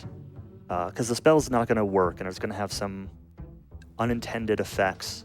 Nothing like this significantly affects the game or anything like that, but so brings us into this dream. You see the chaos nearby, and she gets really mad because these unintended things are happening, and there's this weird guy in the chair. I don't even really know who he is or supposed to be, but he's there. And then she's going to ask the gatekeeper, who's also called into this, like, why did you let him in? And he's going to make it clear that we didn't know our true name, and we seemed interested in learning. And then we're going to explain to her that the Dryad called us a wilding, which is their term for somebody who doesn't have a true name. So what the lack of true name means is that our spirit isn't really attached to our physical form, which is giving us sort of a weakness in the body and in the spirit. It also means that we have some abilities that we're not supposed to have, like Auron is able to learn any skill in the game, any spell in the game, and is also able to learn any school of magic in the game, even though you're normally only supposed to be, somewhat limited in that regard. So the game is called Aidyn Chronicles, the first mage. The world is Aidyn. Auron will be kind of the first mage due to his ability to master all these different schools of magic, even though we're not using them yet. So the idea is that we don't have our name, and unless we get named, we'll never become that. And it also leaves us vulnerable to corruption by the chaos, by the bad guys. We find out that we were cursed as a child by the necromancer Shamsuk, which is why we don't have a true name. So we get some of these details that are coming on that will kind of be recurring throughout the story. So before I leave here, we're going to do one more. This is going to be our only use of the trainer. So we're going to train one more extra point of wizard, and we're going to train 7 ranks the stupidity spell. So that way we don't need to continue relying on scrolls that are relatively expensive. We can now just naturally cast the spell. And then I'm going to do a quick equip here, which is really just putting the wizard hat onto Auron to boost his wizard skill. Now he's going to be casting spells, so I want to boost up his wizard skill as much as possible. So I explained earlier the stupidity spell and decreasing stats by 2 per rank. But there's also an additional restriction where in order to paralyze an enemy with a stat decrease like that, your wizard skill has to be half of the stat that you're decreasing. So if you're trying to hit an enemy with 10 intelligence with the stupidity spell, you're going to need rank 5 of the spell, but you're also going to need rank 5 of the wizard skill. So I'll be transferring those items around between a couple characters depending on who's casting what throughout the run. But that's why the Witch Ring was so important, that +2 wizard skill, because otherwise I would need to get another like 40,000 experience somewhere or more in order to be able to naturally get that wizard rank on 2 characters. And there's just not really an efficient way of doing that. So the Witch Ring, the Wizard Hat, and then later on I will also be getting a Wizard Wand. Will give me a total of +4 from equipped items, which is hugely beneficial. So we're going to have a quick fight with the Cyclops here. I'm going to save before the fight, even though it shouldn't really be an issue. This will be another use of the Stupidity spell. Abracon can use his scroll if he gets an opportunity, or Auron can cast it. But additionally, I want Brenna to die. So get ready for a scream. I'll just say that much. But she's not really useful anymore. We don't really need her sneaking. I didn't manage to kill her that time, so here she goes. And now we need to try to get these guys hit with Stupidity spell. We will try to, I've got 1 scroll left, we'll try to do it with Abracon. One of them hit. And the second one hit. Good. So we cleared the Cyclops out. I'm going to take a few... So this will be my first time spending experience on stats after combat, but I'm going to take a few points of intelligence on Auron, which will boost his ability to land those spells going forward. And then we're just going to continue walking to the next town, which is Port Said. So Ardra told us that there's only one person who might be able to name us. His name is Kradog. He lives on an island, so we need to go find a boat to get to that island. So we're heading to the port town. But in the meantime, we're going to be running for a few minutes, so I will kick it over to Anatolu. Awesome. Yeah, all right. We have a $50 donation from Amazing Toaster with the comment, the N64 has 8 times the bits of the NES, but this music is not nearly half as good as Destiny of an Emperor's. How do you explain that? Well, you see, every bit is like a multiple of 2, and at some point it overflows and becomes less. I don't know. I can't explain it. We've also got a $10 donation from Boogie Poppy, donating in honor of all the times I traded cheat codes with friends back before we all could look them up online. Thanks for that, and that is a great prompt. We only need $203 more to meet the cheat code showcase incentive. I think if you can find 555 gold just by picking a lock on a tree, we can definitely find 203 to meet the cheat code showcase incentive, so keep them coming. Awesome. And to give a little explanation of that cheat code showcase, there are a couple cheat codes that exist for things like getting some free XP or free money or something. Those aren't the ones I'm going to be showing. If anybody's played any N64 games and knows some goofy cheat codes, expect goofiness rather than something that would actually help you play the game. Well, a little bit of both, but Mostly goofiness.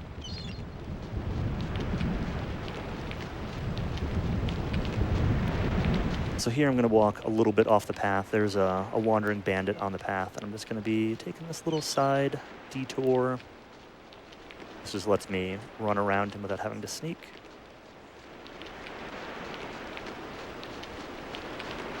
And coming up here, there's going to be a bridge with a guard.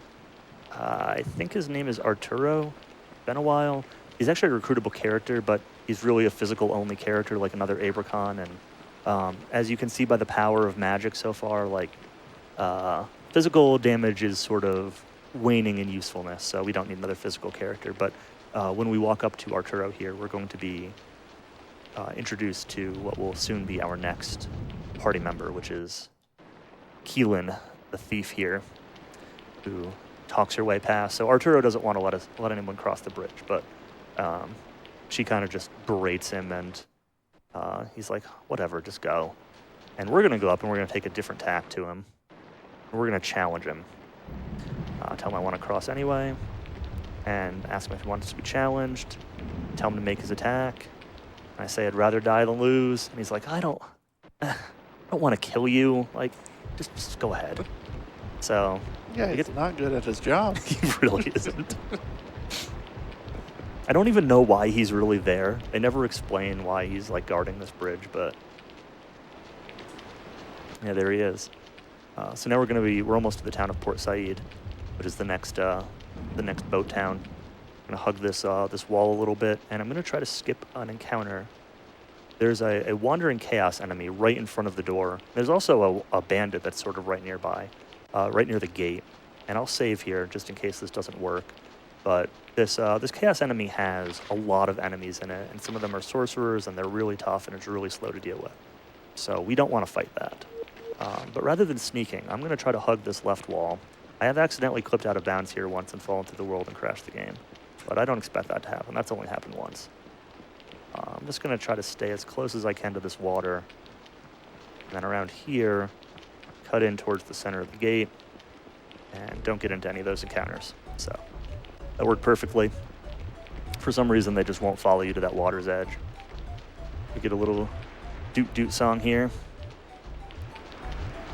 And before going into town, we're actually going to come over here to the side. So the story of this town, it's an RPG ship town, right? So what do you think is happening? The boats aren't running. The lighthouse is out. So, okay, let's go bring the lighthouse back.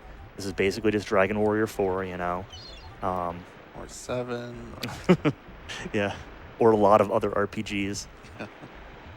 But if you ask around town, you find out that the people who've stopped the lighthouse have hidden the scroll needed to relight the lighthouse down here in this cave on the beach. So we're going to grab this lighthouse scroll, which is needed to relight the lighthouse.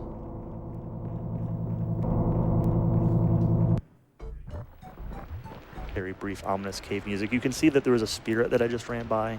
That's the same spirit we've been seeing repeatedly throughout the run, and it looks suspiciously like Alaron. So he kind of speaks to us in just reversed language, calls us brother, and tries to talk to us, and we don't understand it.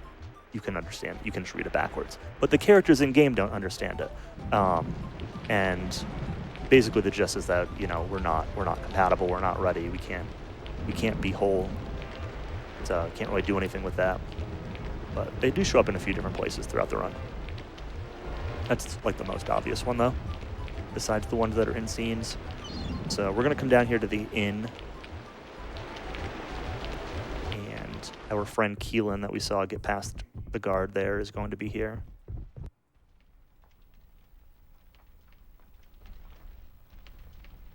And she's going to bamboozle us with her feminine wiles. And we're going to be all tongue-tied and say, yeah, you can come with us. But Keelan is incredible. She's a thief with pretty high thief skill, good stealth skill. She comes with dragon armor. She starts with 30 dexterity, which is the skill cap for dexterity, or the stat cap for dexterity.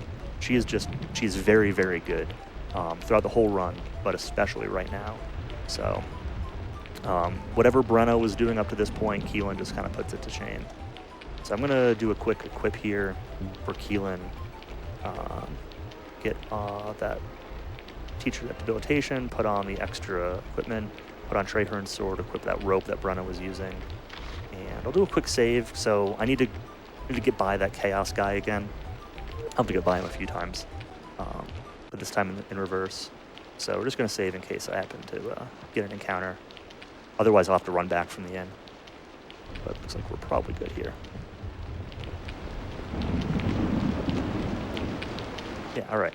So we're going to head towards the lighthouse. We're going to actually take a few fights along the way. I've been avoiding most fights, but now that I have some pretty good firepower in my magic spells and Keelan's offensive ability, we're going to fight some of these ogres for some experience points.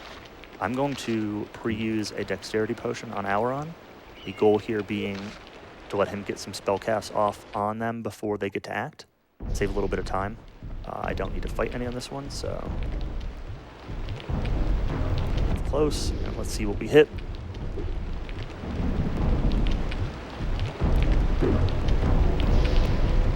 Okay, we hit 3, that's good. The number of targets are based on your wizard skill. So if you have low wizard skill, you might only hit 1 or 2 enemies. If you have high wizard skill, you can hit all 4. Only thing I'm really looting from them is the healing potions, which is even really sort of optional, but can be useful for out-of-combat healing if you need to top people up. And we're going to jump right back into another ogre fight. There's 3 of these fights I'll be taking before the lighthouse, so this one's got reinforcements, so I talked about that mechanic earlier. This is another example of us getting to see it. 2 ogres and 2 ogre bosses on reinforcements. The 2 ogres should hopefully run away. The ogre bosses will likely spawn all the way on the other side of the map, but they can spawn somewhere else, so yeah, I need to use Keelan and Abracon to take out the ogres that are here in order to allow the reinforcements to spawn.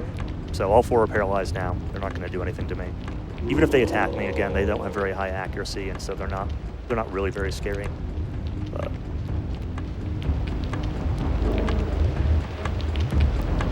you can see Keelan's high dexterity coming in here, where she's getting a ton of actions, and she's going multiple times in a row and going first. We're just going to try to clear out all 4 of these ogres. We don't really need to clear out all 4 if I get any of the other ones to flee, but so they are fleeing. But it is, that's annoying. It is helpful if you can get both ogre bosses to spawn at once, but I got one of them to respawn this round. This way. And then I'll have to just wait for the next round of combat for the next ogre boss to spawn.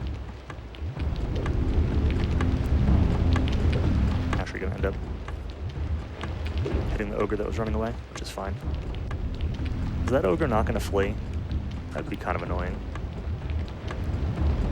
But it might not. Usually 2 ogres flee in this fight. We'll move forward a little bit in case we need to fight them. But maybe after I take out this ogre boss. See if it runs away or not. Yeah, there he goes. So stat routing becomes very important here. Again, I need this experience points for a specific reason, which I will talk about once I actually spend it. But right now I'm grinding specifically for, I use the word grinding loosely, but taking these fights specifically for Keelan's experience points. She needs to get up to 20 intelligence in order to equip an item that I'll be getting relatively shortly, which is key to getting past 2 specific fights in this run. And could optionally be used for more, but that's a long way out and has really been routed around, so. I got past these ogres. We skipped that 3rd ogre because we don't need that one. There's going to be one more that's directly on our way up here that we'll be taking. Got a bandit and there's a wolf around this corner. I am going to be saving before I get to that corner just in case the wolf aggroes me. It's another one that the wolves are like one of the most difficult enemies to sneak past in this game. By difficult, I mean random, where they will just sometimes see you, like that one by the wizard school would. Sometimes it was just aggroing me and sometimes it wasn't. So that's why I kind of say that I think they get a background perception check and there's some RNG involved. But I don't fully understand the mechanics. I don't think anybody really does.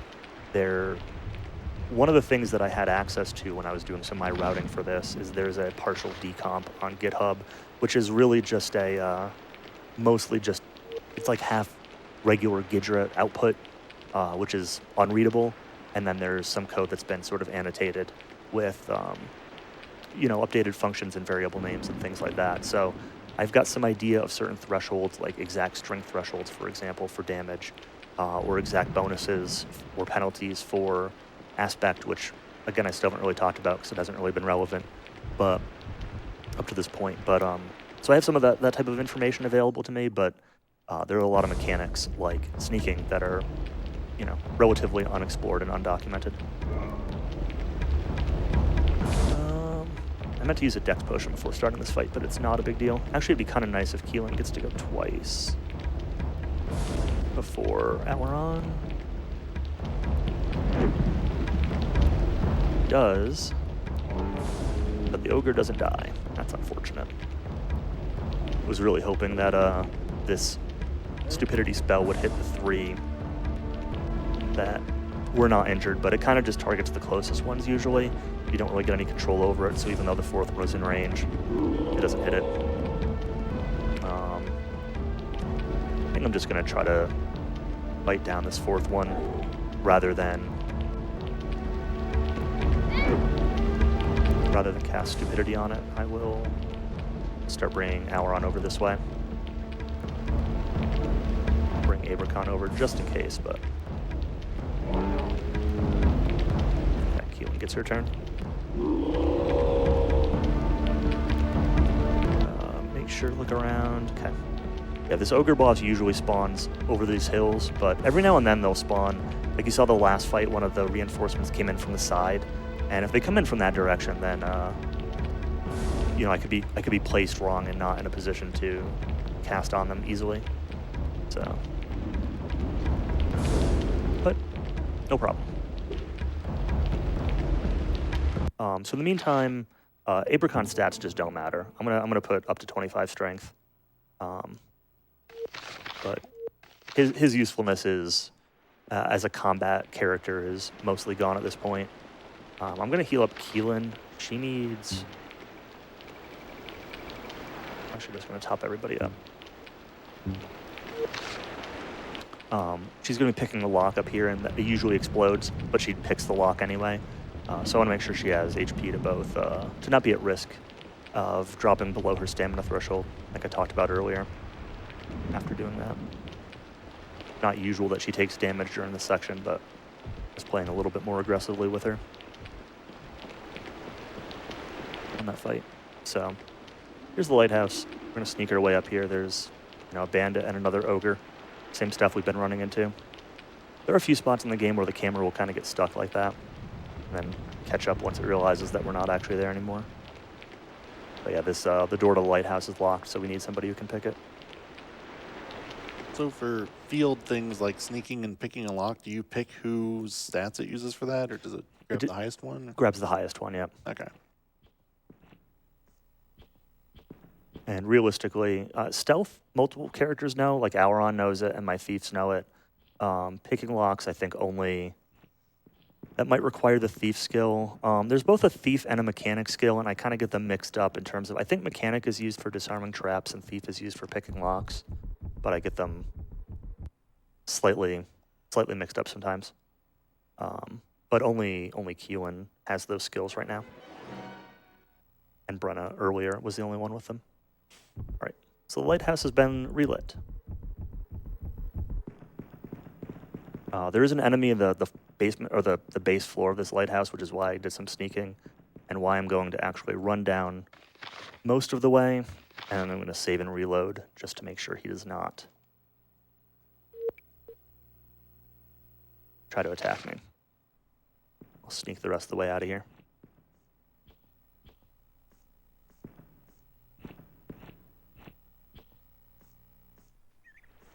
All right, so we're out of there. So now we're just going to be walking back to Port Said to try to flag down a boat now that the lighthouse is lit. It is still pretty stormy, and they're not really going to want to help us, but we'll find something now the lighthouse is lit. But while I'm walking back to the port, I will kick it over to Anatoly. Yeah, thanks, Zach. We do have a $100 donation from an anonymous donor. No comment, but thank you very much for that generous donation. We also have a $5 donation from RP Priya saying, the game mechanics the runner is explaining while running through thunder. How deep is this game? Mind blown. There's a lot of thunder and rain in this game.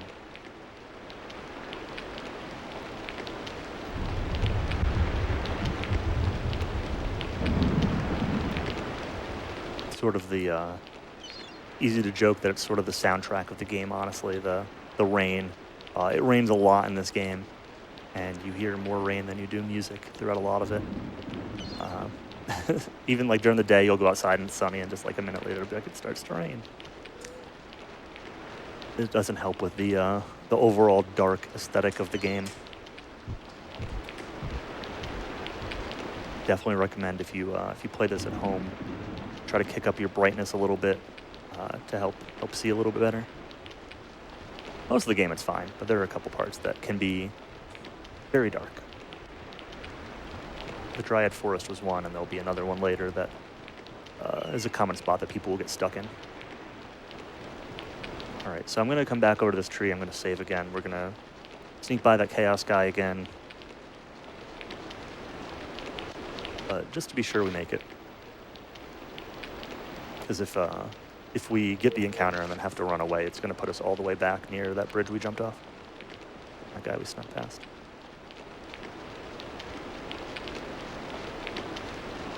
There are a lot of places that saving for consistency's sake in the marathon, I can come back here no problem, that aren't really required, but they do help make things consistent. It's definitely a big time save for a PB attempt, is just try to cut down the number of saves you're doing, but it doesn't take very many mistakes to wipe out any gain you get from that. So you have to be very confident in your movement and your sneaking in order to want to take those chances. So I'm going to come in here and we're going to take the inn probably twice.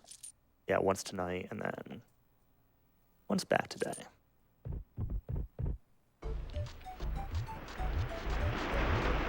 In general, I want to keep it daytime sort of as much as possible throughout this run. So yeah, let's go down to the port and check out the boats. See what we got going on down there.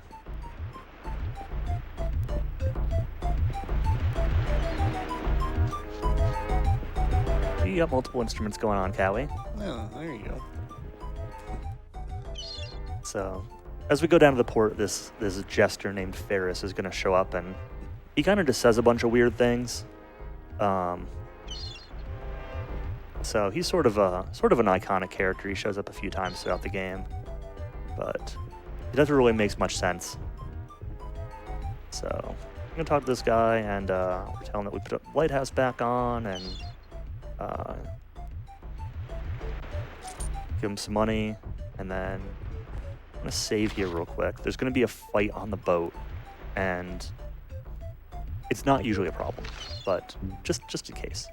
We're going to use defense potion, dex potion, and strength potion on my two main damage dealers preemptively, so that way we can have the advantage of them on the boat. So there was an old strategy. The fight on the boat's going to be two griffins, and these griffins, for some reason, don't move. So the old strategy used to be just buy ranged weapons and equip ranged weapons, and you can just hit them and plink them down, and they'll never fight back.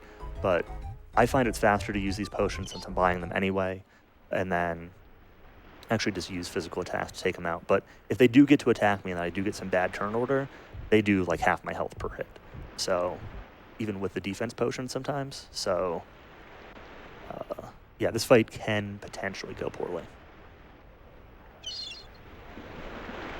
What I want to look for is which griffin is already acting. So the one on the left right now is acting, the one on the right is acting. And so I want to wait for after one of them to act before I attack it. And usually Keelan plus Abracon together can take it out. So now I need to wait for the next griffin to act again, which should be like immediately, but I'm skipping turns because I want to wait for that to happen.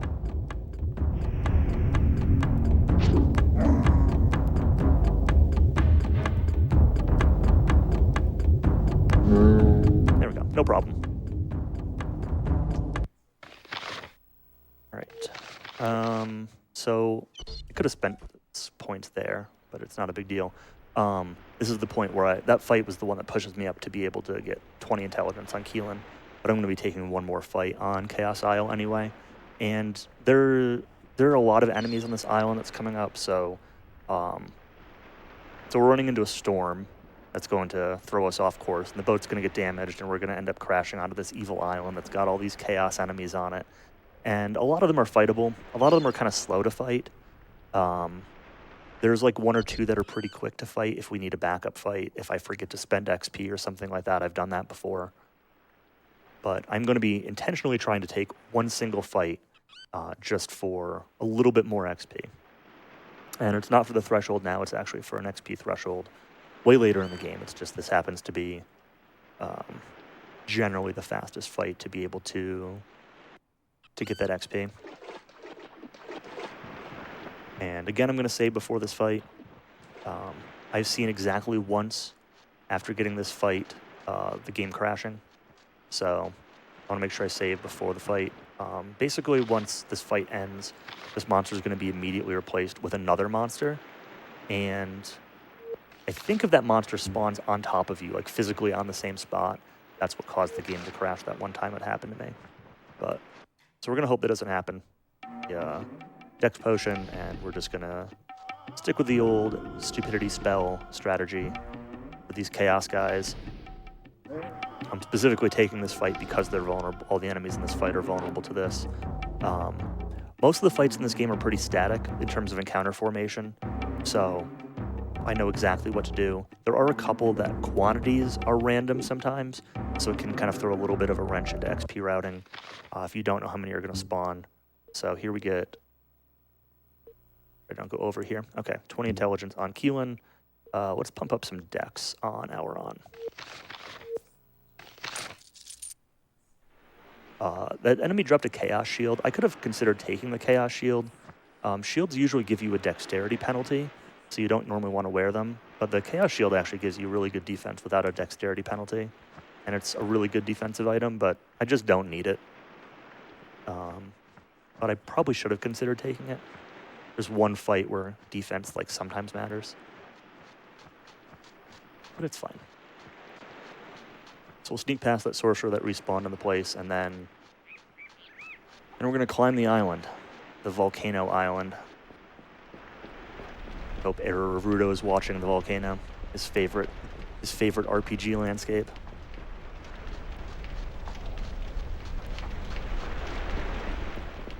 So there's down there, where I'm just facing, there's a guy, like a named guy that's really tough to kill.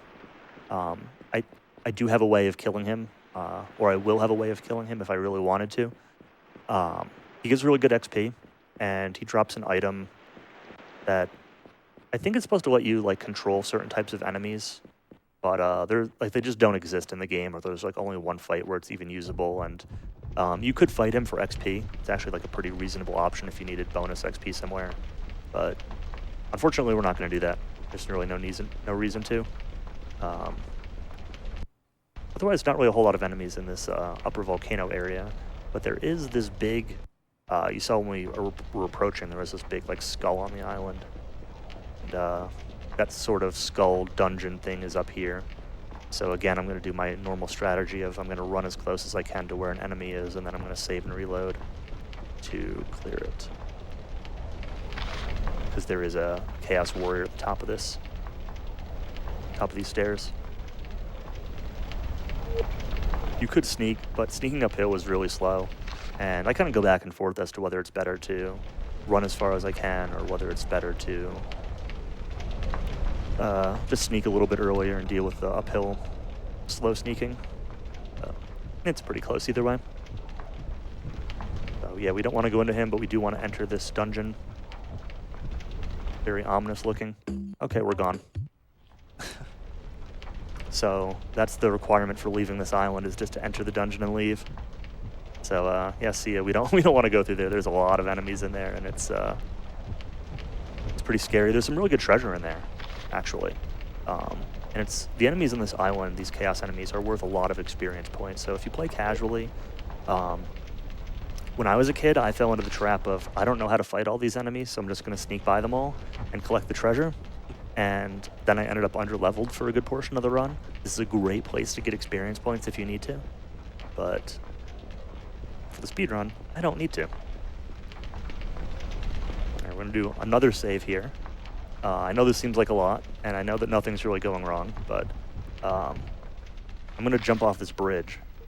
And it is possible, it is very unlikely on console, but actually really common if you play the game on emulator, to fall through the world here when you fall off this bridge. But we should just land down here and we should continue. But if you end up falling through the world, you just kind of keep falling until the game crashes. So that save is just to account for that possibility. So this is down to the beach, down past the stairs where we went up towards the island. You can sneak over here from the beach rather than doing it this way, but this way is much faster.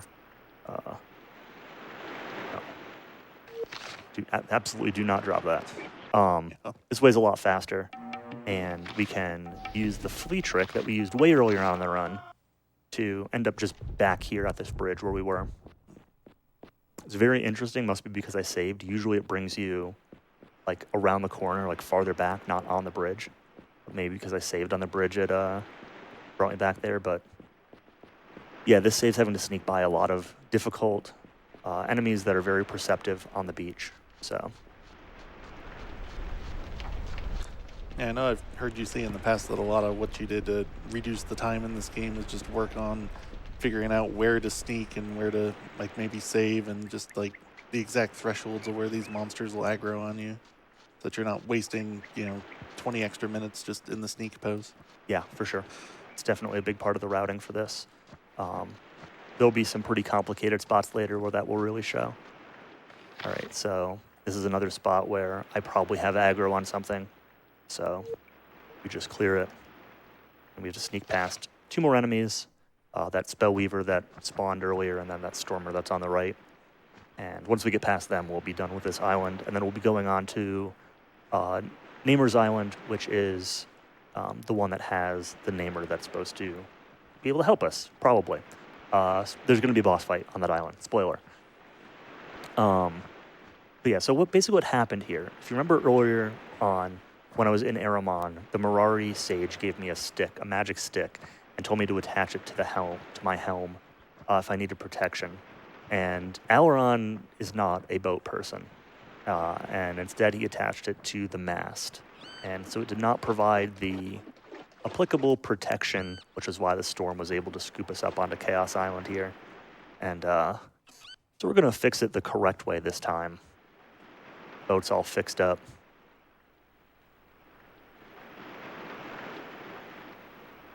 And we'll successfully be able to make it to Namer's Island.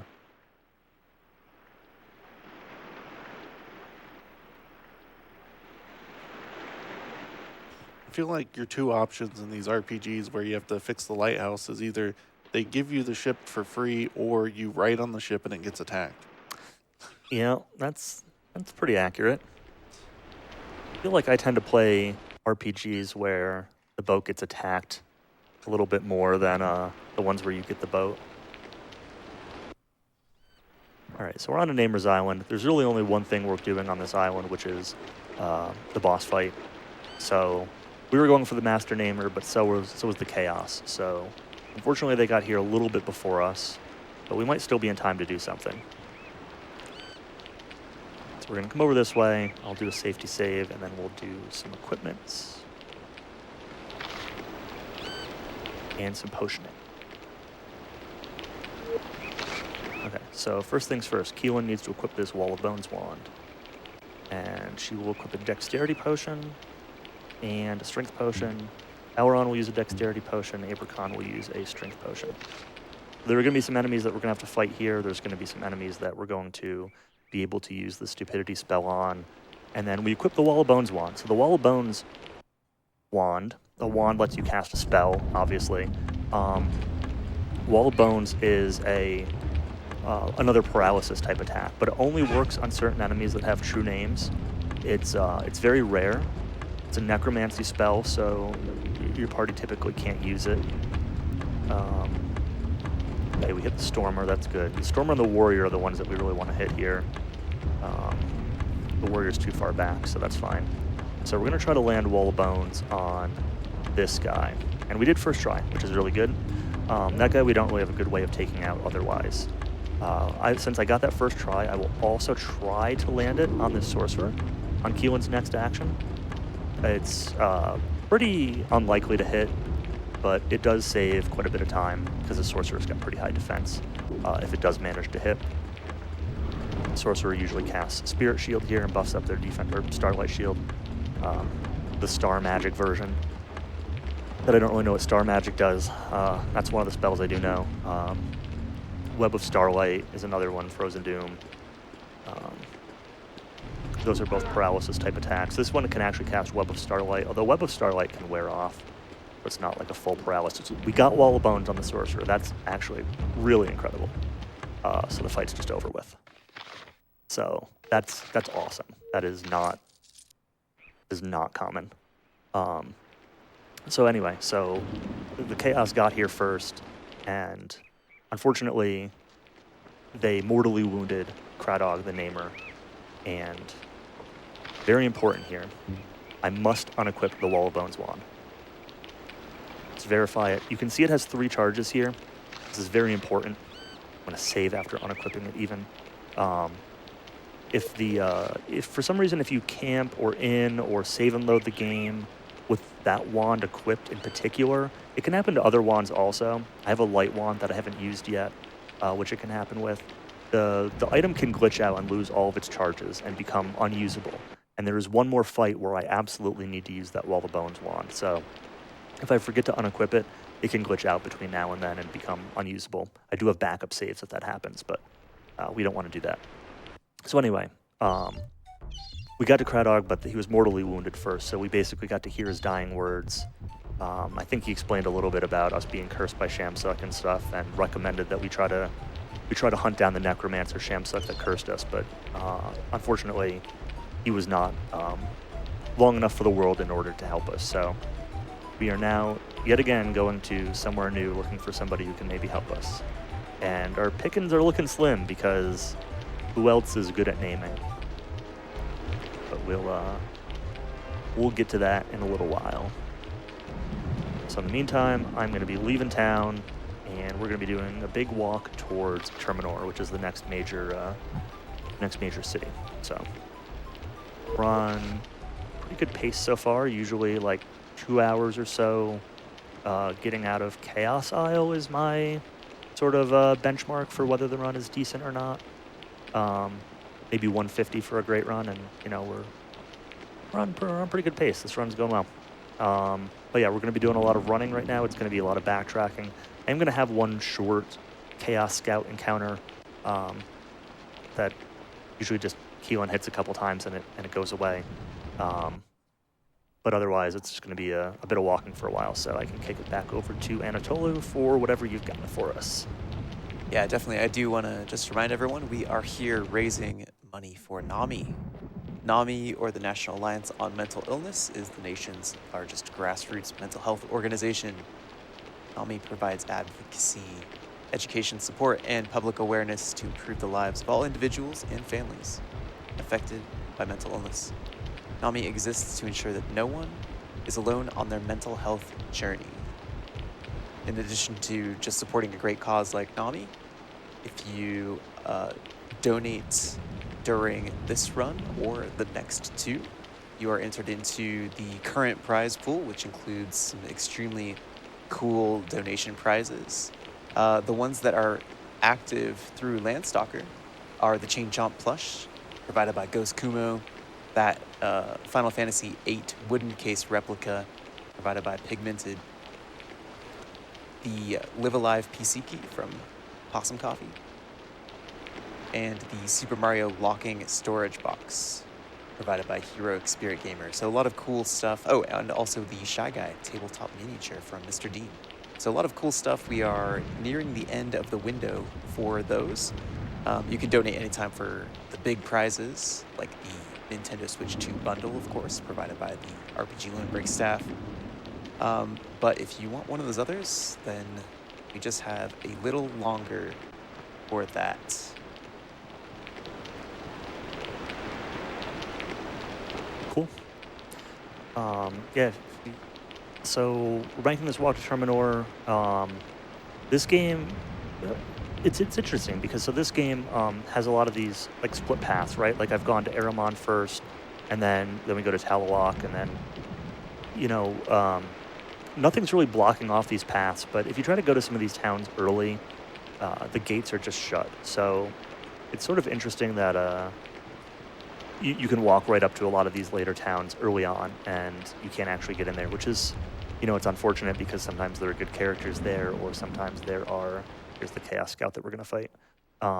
Sometimes there are good characters there or valuable equipment. Terminor is not very difficult to get to, but we can't do it until now, so.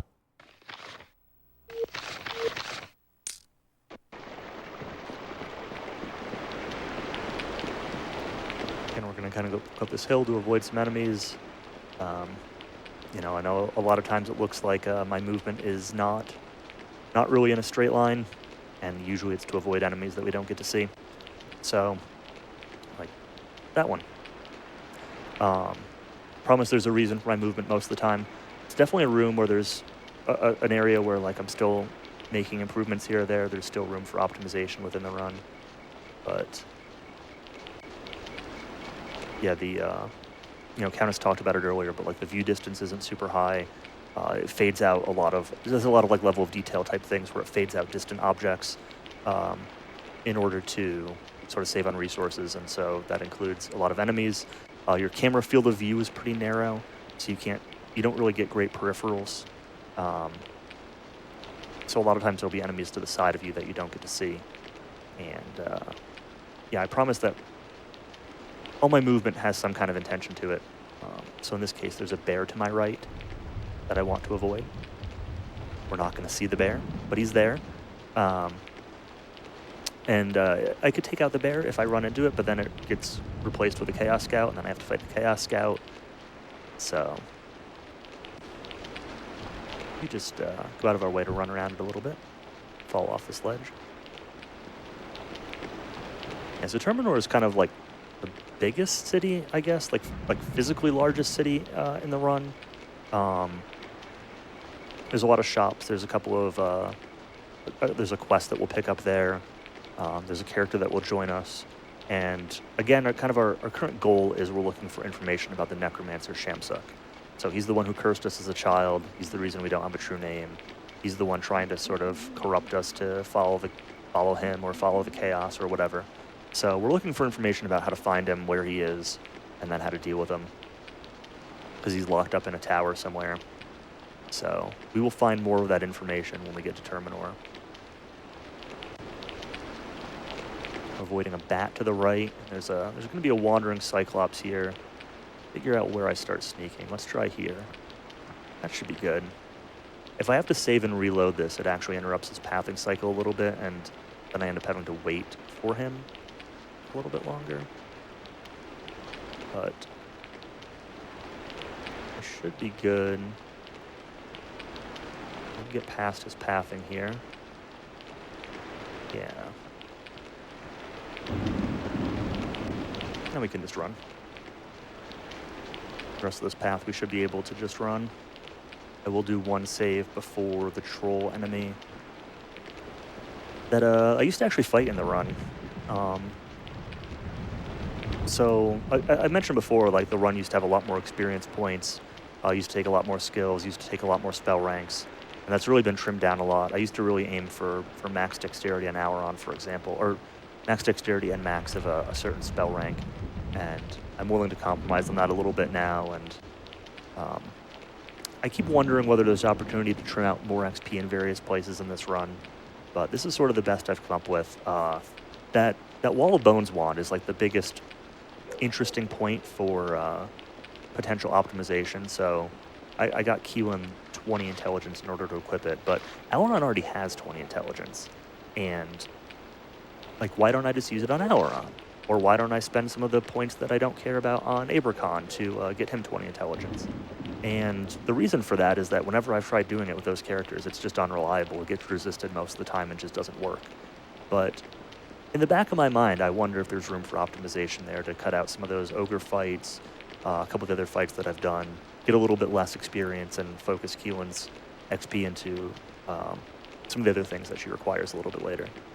But anyway, that's not relevant for today, just sort of always in the back of my mind. All right, so we've reached the city of Terminor. First thing we're going to do is we're going to go over to the inn, and we're going to stay at this inn about 14 times. It's not going to actually be exactly 14 times. I'll start with probably 11 or 12. So I want it to be daytime at the end. So 5, 6. I'll go to 12 to start with. So let's check the calendar. So on the right side of this menu, there's a calendar. The 28th, good. That's what I want here. I want it to be the 29th, but I need to talk to this guy and give him some dialogue. Ask if he knows Ardras. It will pay double rates. I messed up. Missed an option here. Or are there many zombies? There we go. So getting this option gives us a shop. And this is sort of an oversight here. I'm going to buy these boots of speed, and I'm going to sell them back for more than I buy them for. So we had the alchemy gold early on, and now we're just going to get like a couple 100,000 gold just by buying and selling boots. I don't really need very much, but we're going to buy 3 rings of healing. We're going to buy 3 boots of speed. Oops, I'll sell 1 back. That's all I need from the shop. And then we are going to take 2 more inns. Yeah, there we go. So it should be the 28th. Okay, so let me explain what I just did, why I took all those inns. So I've talked a few times about the solar and lunar aspect. Every character has an aspect that can be either solar or lunar. Most of the party members are solar. It's the most common aspect. Keelan in particular is lunar aspect. What this means is that in the bottom left-hand corner of the screen the whole time, you've seen there's like the sundial that's keeping track of the time of day.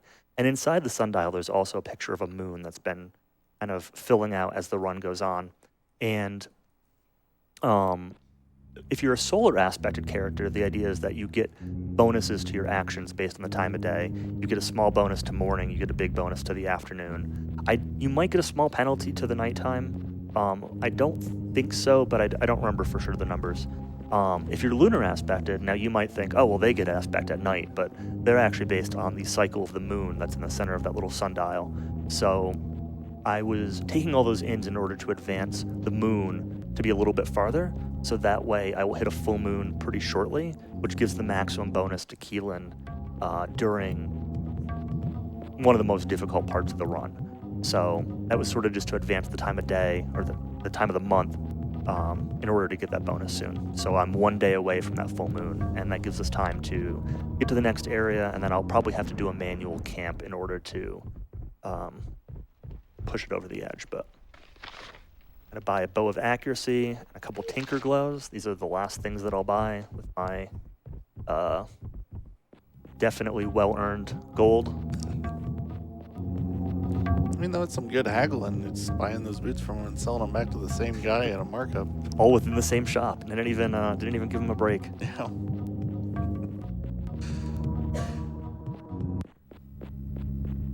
right, now we're going to do a big equip menu here. We're going to equip all that stuff that I just bought. So we're going to equip the Boots of Speed, the Ring of Healing. Alaron's going to get a Ring of Healing and Boots of Speed, and also the Tinker Gloves, and Abracon's going to get Boots of Speed and Ring of Healing. We're going to save the other Tinker's Gloves for later. Oops. Alaron also wants the Bow of Accuracy.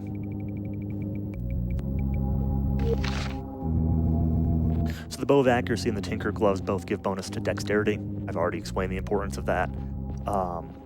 The Ring of Healing will allow me to regenerate a small amount of HP every turn in combat, but more importantly, when combat ends, you usually, although sometimes not, get like a big like 25 hit point heal or something. So it really cuts down on the amount of in between fight healing that we'll need to do. And then the Boots of Speed give you a permanent haste effect, which sort of interacts with the dexterity stat to give you more actions in combat and make you go faster. The thresholds for dexterity are sort of combined based on your haste value. It can't give you more than 3 actions per turn, but it can sort of guarantee that 3 actions. I haven't tried cutting those out. I'm actually kind of curious, like, how important they really are to the run. They were sort of in there before I picked it up. But the dexterity items I definitely do want, and since you're in the shop anyway, to get the money to buy the dexterity items, you know, may as well just buy the stuff. But, yeah, so a couple things happened in that town. So when I talked to the innkeeper, he gave me a quest about the zombies. That spawned some zombies in the overworld. They're a fight that's going to be mandatory for this route because they're going to drop a wizard wand, which is another equipable item that will give +1 to my wizard skill. As I talked about earlier, I've already got the witch ring and the wizard hat for +2 and +1 respectively. That'll bring a total to +4. The other thing is when I was in the inn, Neeson joined us. So Neeson is a friend of Retta from back home. There's some more dialogue there if she's with your party, but she's not. And he is a wizard who has kind of discovered the secret for how to get into Shamsuck's tower. So he's going to join us to help us get in there.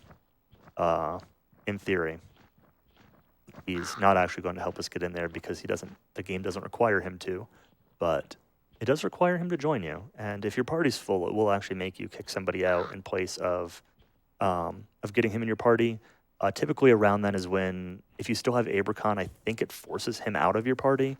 I think there's, once you get to a certain part of the game, he's just like, you know, you've done enough, you can be a knight, you don't need me anymore. And so he's usually the first common one to kind of be kicked out. But this is the zombie. So I'm going to run up and I'm going to save here in front of the zombie. I might have to reload this fight a few times. There's some randomness in terms of how many zombies can appear in this battle. And I need there to be at least 3, but I want there to be fewer than 6 or so. There's 8, so I'm going to just reload it a few times. I could go with 8, but we'll give it a few shots at getting... I would take 7. 6, perfect. Okay. We're just gonna kill turns for the moment here. These guys kind of hurt. I'm gonna take Neeson over here. So again, he's a pretty strong mage. So we're gonna cast the fireball spell on a couple zombies, and we're gonna stand in the middle of this fireball.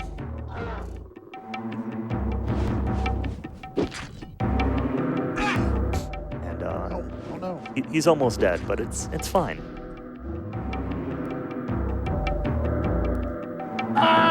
Now he's actually dead, and it's even more fine. Great.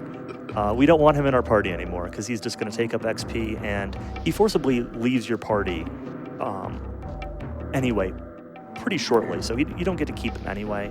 So even though he's a really strong magic user, he's not worth keeping around, so it's best to get rid of him as soon as possible. And we're going to try the stupidity spell on these zombies, as we've been doing. I will need to kill a couple of them to get the reinforcements to come in.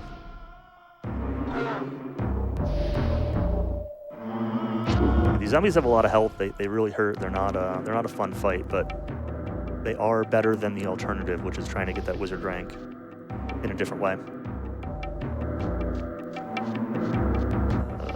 We'll attack from the Fabercon. Leave the backside for Keelan.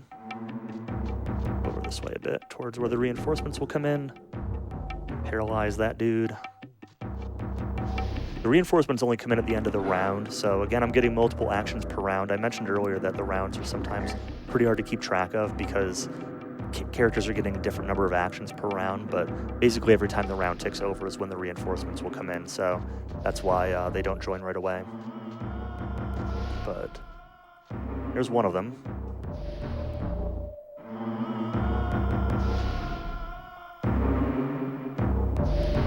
Just waiting for our friend Kirk Buzzer here to be able to act. There we go. I gotta resist, unfortunately. Okay. Let's bring Abracon over this way to try to be a target. The other one spawned in the backside of the fight, which is very unusual. Usually both of them spawn from kind of the same area, but not always. I mentioned before that reinforcements sometimes come in from different directions. All right, zombies are complete. So I'm going to take 5 points of strength on Q1 here, get her up to 20. That'll give her the strength needed to equip a Warfang. Let's put some points into Dex, I guess, on Auron. I do want to get up to 27 intelligence also. And let's loot that Wizard Wand, which is what we're here for. All right, so we got the zombie, got the Wizard Wand, and now we're just going to continue along the way to Shamsuck's Tower. So going to be a bit of running. We're going to run through the bog. The bog here is the spot where, when playing casually, people tend to get a bit lost. It's kind of hard to navigate your way around. It's pretty dark. There's a lot of trees. It's sort of jungle-ish. There'll be a lizard man I'll have to sneak past, and I have to do some saving and loading to get around enemies. There's a couple that are kind of hard to see, but in the meantime, it's going to be a little bit of overworld, so I will kick it back to Anatoly. Thanks, Hack. Yeah, we've got a $25 donation from an anonymous donor. No comment, but thank you so much for that. We have a different $25 donation from another anonymous donor. This one has the comment, "Thank you, Haktical, and everyone behind the scenes for such a comfy N64 RPG speedrun tonight and for a great cause." Thanks for those donations. We are getting closer to meeting the cheat code showcase incentive. So I believe that will be at the end of this run. So if you want to see all of the goofy cheat code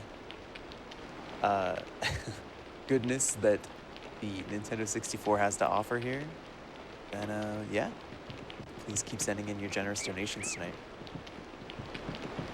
Yeah, thanks a lot. Yeah, we should have, I don't know, hour and 15, hour and 20 minutes left of the run, something like that. So still got a little bit of time, but it's quickly decreasing. We'll have Shamsuck's Tower here as like a major dungeon. This is like the biggest dungeon in the run. There'll be a boss fight afterwards, and then there'll be a lot of running around. And a few other things mixed in. Won't spoil too much at this point, but yeah, so this is the bog. It's rainy, it's boggy, there are trees. There's some like streams running through here. I'm running generally east. I'm trying to go a little bit north because frequently there's a Medusa that like hangs out across the stream.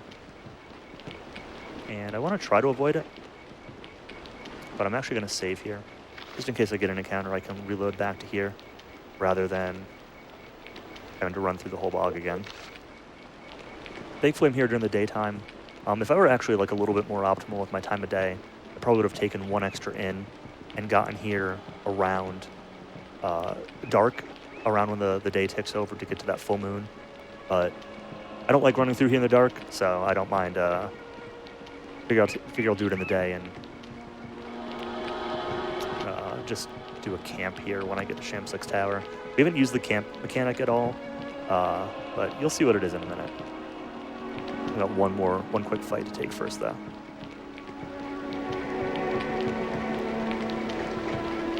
So this is the tower. Not much to look at. Looks kind of haphazard. Guarded by a couple of golems here.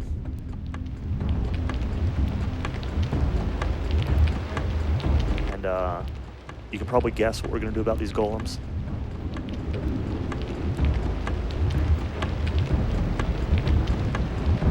We're quickly nearing the point where there's another good option that we'll be using for a lot of these enemies, but it's basically the same thing. So we're going to start pumping up Keelan's debilitation spell that we got earlier. So debilitation is a stat reduction spell that reduces enemy strength. So we're going to do some equips here. We're going to unequip Warfang and Trehern's sword and swap them, so Keelan has the better sword and Ibracon has the worse sword. Again, Keelan's going to be kind of our main damage dealer. There will be plenty of stuff we need to fight in here. Now that she's got 20 strength, she can equip it. We're going to save the game, and then we're going to camp. So camp is sort of a rest mechanic that allows you to get some of your hit points back. It advances the time of day 8 hours, but there is a chance that you get past the marshmallows. Kev, you brought some marshmallows, right? No. Then why are you here? I was supposed to remind you about the Wanda bones, and I didn't. Oh, So. yeah, okay. That's fair. I'm just chilling outside for a second until the day ticks over. It's just going to be a few seconds here. So the camp mechanic has a chance of giving you a random encounter for the area that you're in, and it's unrunnable, which is why I saved beforehand, because it's not something I can really fight. I would reset the game and reload the save, but I wanted it to bump the time of day forward 8 hours, which is now done at a full moon. So now we can enter the tower. We could enter it before, but we want the bonus for Keelan while we're in here, so I just waited for it.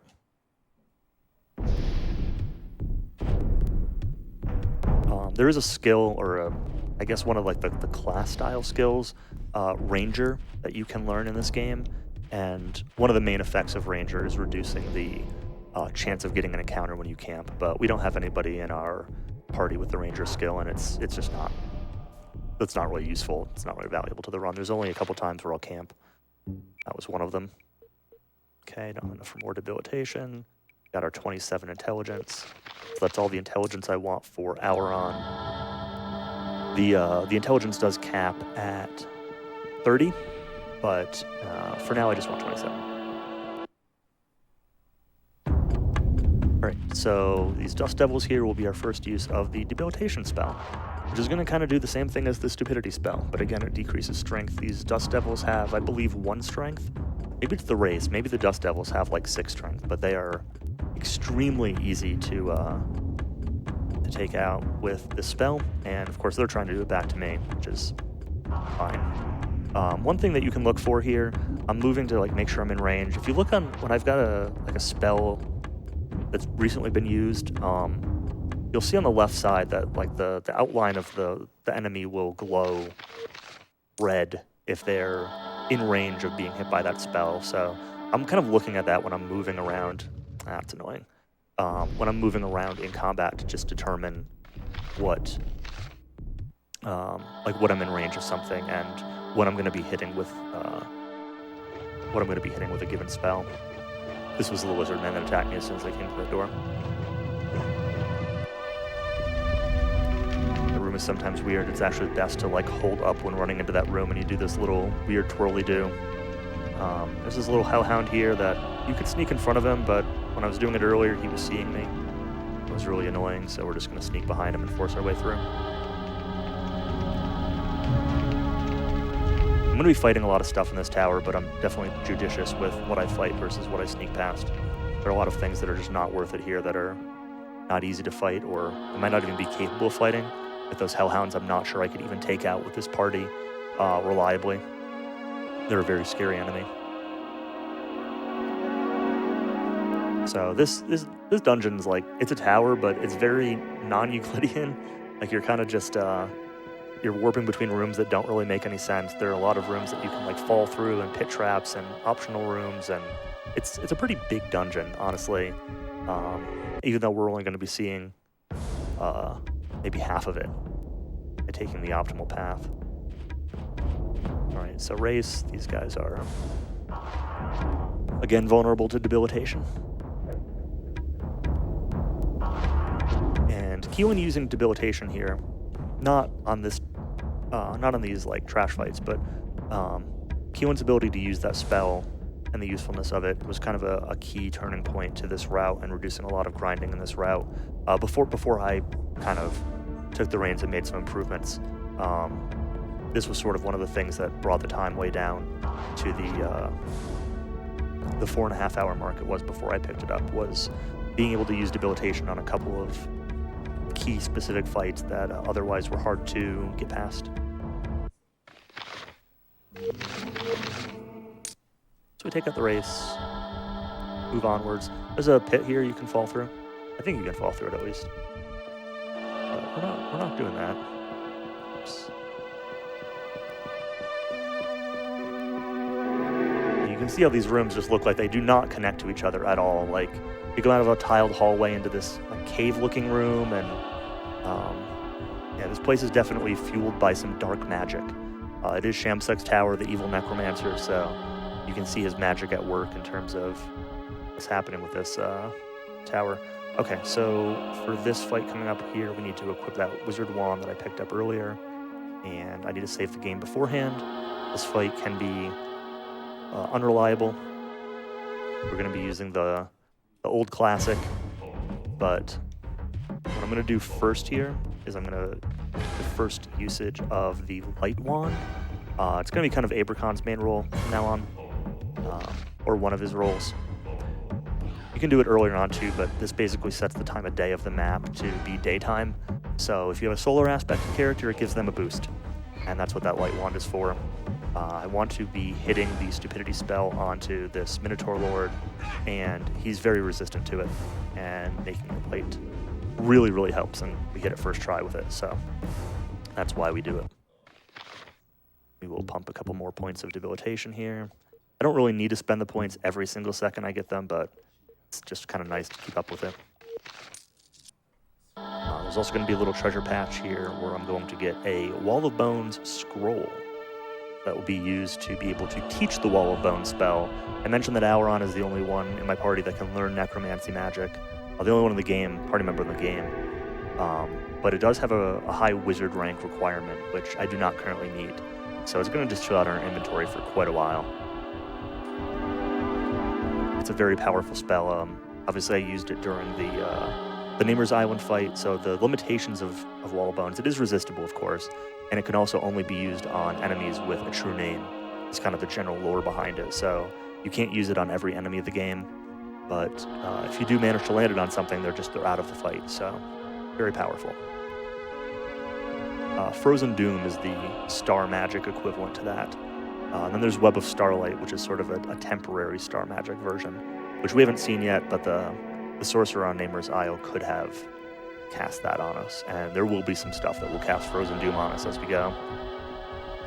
This next hallway has a plague zombie in it. I'm saving, but I'm saving the second slot here.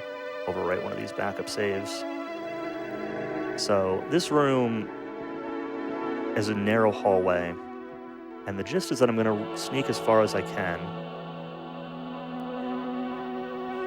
It's usually up to about here. And we're going to save and reload to respawn the zombie. And hopefully be able to sneak past it. But there are occasions where you end up getting sort of caught in a loop where you load the save and you just immediately get an encounter. And it becomes very difficult to get past him if that happens. And so that backup save in the second slot was in case I kind of get stuck in a loop here where I'm not soft lock, but sometimes it's better to just reset the room and start over. But we didn't need to do it. We got past him, so all good. There's a wraith in this room we get to fight.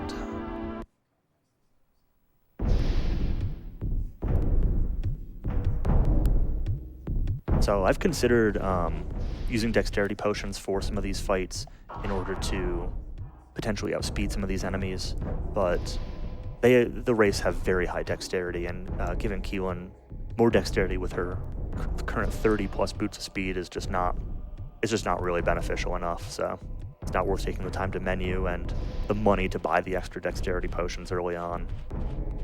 So we get to actually kill some enemies here. Skeleton archers that are in this fight. You can also use the stupidity spell on them. They are within the range, but they're highly resistant to it. It really doesn't work very well. So it's much easier to just kill them. And I can actually have Kirk Buzzer here also use his bow to chip enemies down. Keelan will do like almost a full, often almost kill something in one hit, but not quite. And using that bow, she can sometimes one-shot stuff, but buttering them up with the bow shot actually sometimes kind of saves her in action, which sometimes it matters and sometimes it doesn't, depending on when the reinforcements spawn and who goes next and all that. But throw that chip damage in there when I can. Don't need any of the loot. We're not going to be doing any more shopping the rest of the run or anything, so all the loot is sort of meaningless. I forget about this room all the time. Things are about to get a little bit weird. as if they're not already. Could sort of get a little sneak preview of what the room will look like.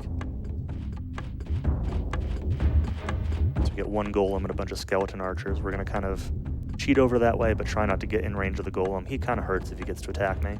I might have moved close, but we'll see. I'm actually just I'm gonna punt this turn. Let's step back a little bit and just top up my health. I really don't want to get close to that golem.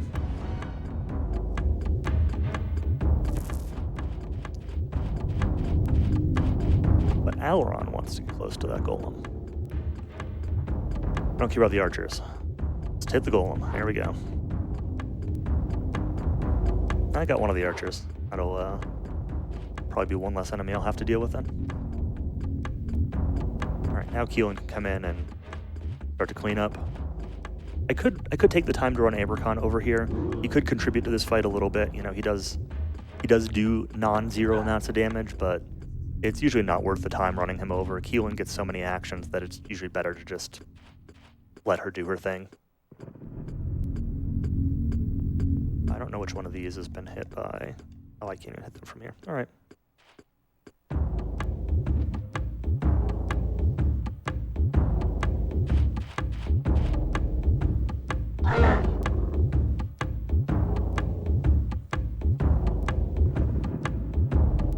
Get one of the reinforcements in time. We'll have to wait another round, but that's not a big deal. I take that round anyway, so... Oop. Trying to hit these guys like exactly from behind to get that thief bonus, but sometimes it's kind of hard to tell where exactly you're lined up until you're close enough that they're being highlighted. Their features in the dark are not super distinctive.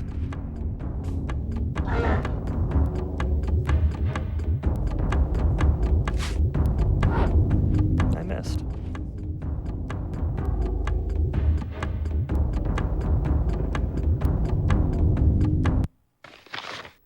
Let's see where we're at for stats here. A couple points of dex. Get debilitation 7. We want to get debilitation 8 by the end of this dungeon. That's sort of the threshold that we're looking for. We need debilitation 8. So I don't have enough experience for it yet. We're gonna have 2 more fights, and after those 2 fights, it should get enough. I made a small mistake. I should have traded the witch ring over to Keelan, which would give her enough wisdom to take out all 3 of these in one go. There can be 4 on this fight, in which case you need 2 casts either way. But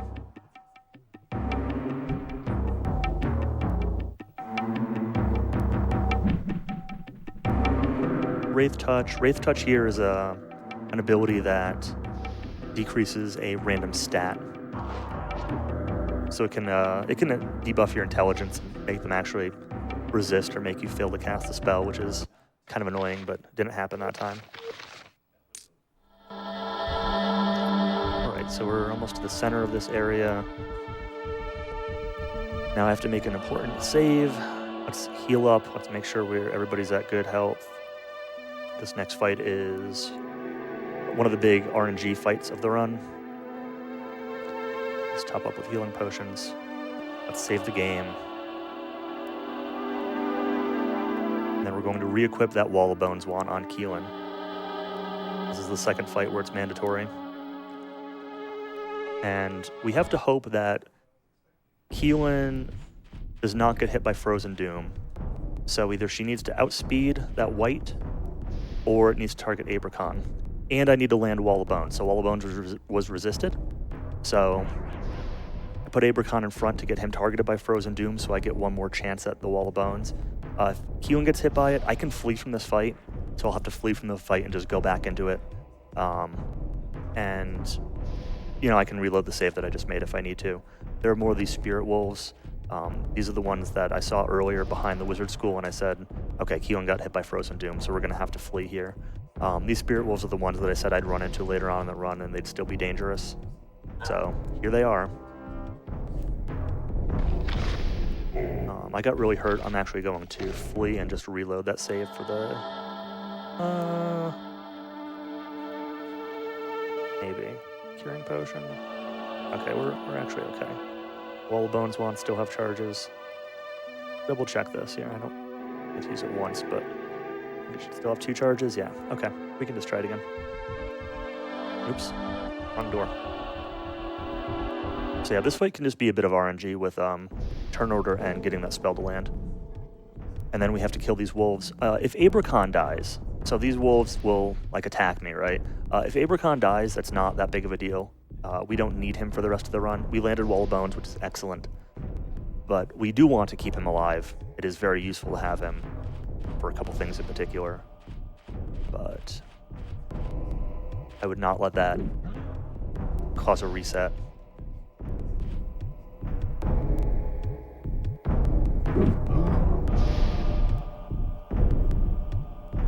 We'll actually shoot that guy with the bow here. I missed. That's really not good that it attacked Auron. See if I can get between them. If it hits Auron again and kills him, then it's a game over and we have to reset and reload. Okay, we got the wolf. It's fine. So yeah, these are the guys that we saw like an hour and a half ago outside the wizard school in a big group. And even now I'm having, difficulty dealing with them. So, but the fight's clear, so let's get debilitation 8. Pump up a couple more points of dex, that's all we can do. And we're gonna spam A on this thing in the center to make sure it's activated.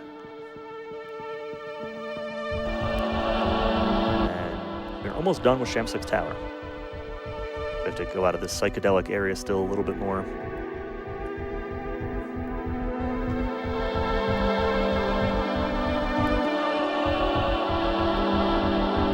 Walk up onto this weird hand. It acts as a teleporter. And then we are going to get... I'm actually going to do something real quick first. I'm going to check something. I'm going to unequip this Wizard Wand, Witch Ring, and Wizard Hat, and equip this all into Keelan. I've had a few cases, and I don't know exactly what causes it, where this Wizard Wand gets glitched out and does not, like it shows in my, like on the character's portrait, but it does not actually, like, let me see it in the menu anymore. Like it doesn't exist. And usually saving and reloading will bring it back, but I have a backup save just in case like that happens again. But it seems okay right now, but I wanted to do it before this scene because usually when I realize it's an issue, it's after the scene. But this is the Jester Ferris. He's the guy that kind of said weird stuff to us outside of the boat, and he's going to join us for a fight against Shamsuk for some reason. We're going to save again now that he's in our party. And we're going to do some pre-potioning. We're going to grab Dex Potion to Auron, Keelan, and Ferris. And Ferris and Keelan are also going to get Strength Potions. Alright, we're going to go through this teleporter. And we're going to be back in Oisin Forest, back at the start of the game. And here's another scene where I'm just kind of going to manually mash through it. Because it can soft lock while turboing both before and after this upcoming boss fight. But this is the Shamsuk fight, so this is going to be Shamsuk the Necromancer. He's the guy on the right now that's got the big staff, and he's the guy who cursed us. And we're going to kind of shove it in his face that we destroyed his tower. So I guess what we activated at the center there was the self-destruct sequence, and now it's gone. Kaboom! It's gone, all of it. And we're at Oriana's hut, but this is the part where Shamsuk informs us that Oriana is now dead, and that Oriana was our mother, which we did not know. We were sort of an orphan as far as we were concerned. But yeah, Shamsuk has not only cursed us at birth, but now also killed our mother. So now it is time to give him the business.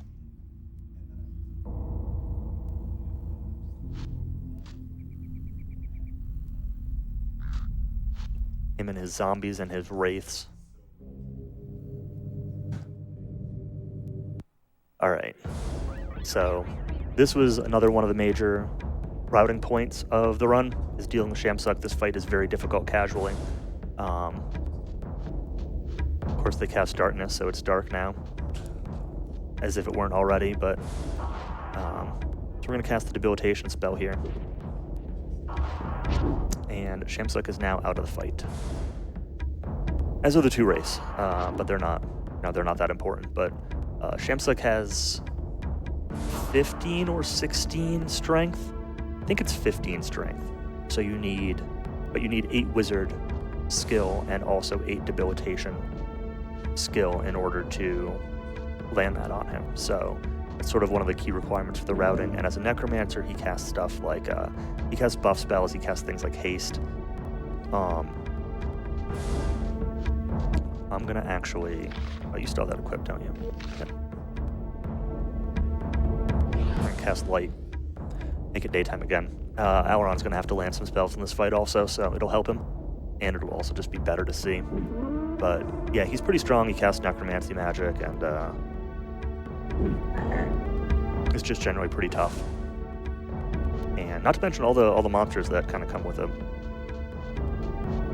All right, so Keelan needs to now. You can change equipment in combat. If you change weapons, it will actually like skip your turn.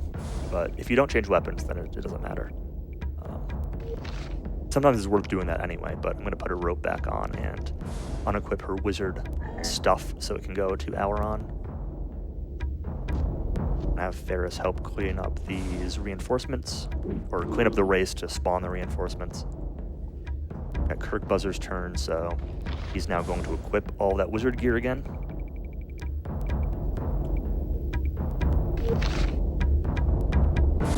All the reinforcements are vulnerable to the Stupidity spell, so that's what we're going to be trying to land. And that's where the light magic comes in handy. It's going to cast on other stuff nearby, and it doesn't really matter if it hits Shamsuck or the Wraith or not. They're not in the fight anymore, but the spell's going to hit them anyway. The 2 plague zombies that are left are a little bit harder to land spells on, and they're a little bit strong, but should not be an issue. What I'll actually do is I'll actually run Ferris over here. So that way if they do spawn, he can tank a couple hits. It's actually like faster, technically speaking, if Ferris dies in this fight, because there's some dialogue and some scenes with him that happen, and him dying on this fight would skip that from happening. But it takes a long time to get him to die. He's pretty tanky, and it's just not worth spending time to save like a minute or minute and a half trying to get him killed, because you can spend that long or longer doing it. Alright, so now we're just waiting for Kirk Buzzer's turns. 1 resist. We hit the second one, okay.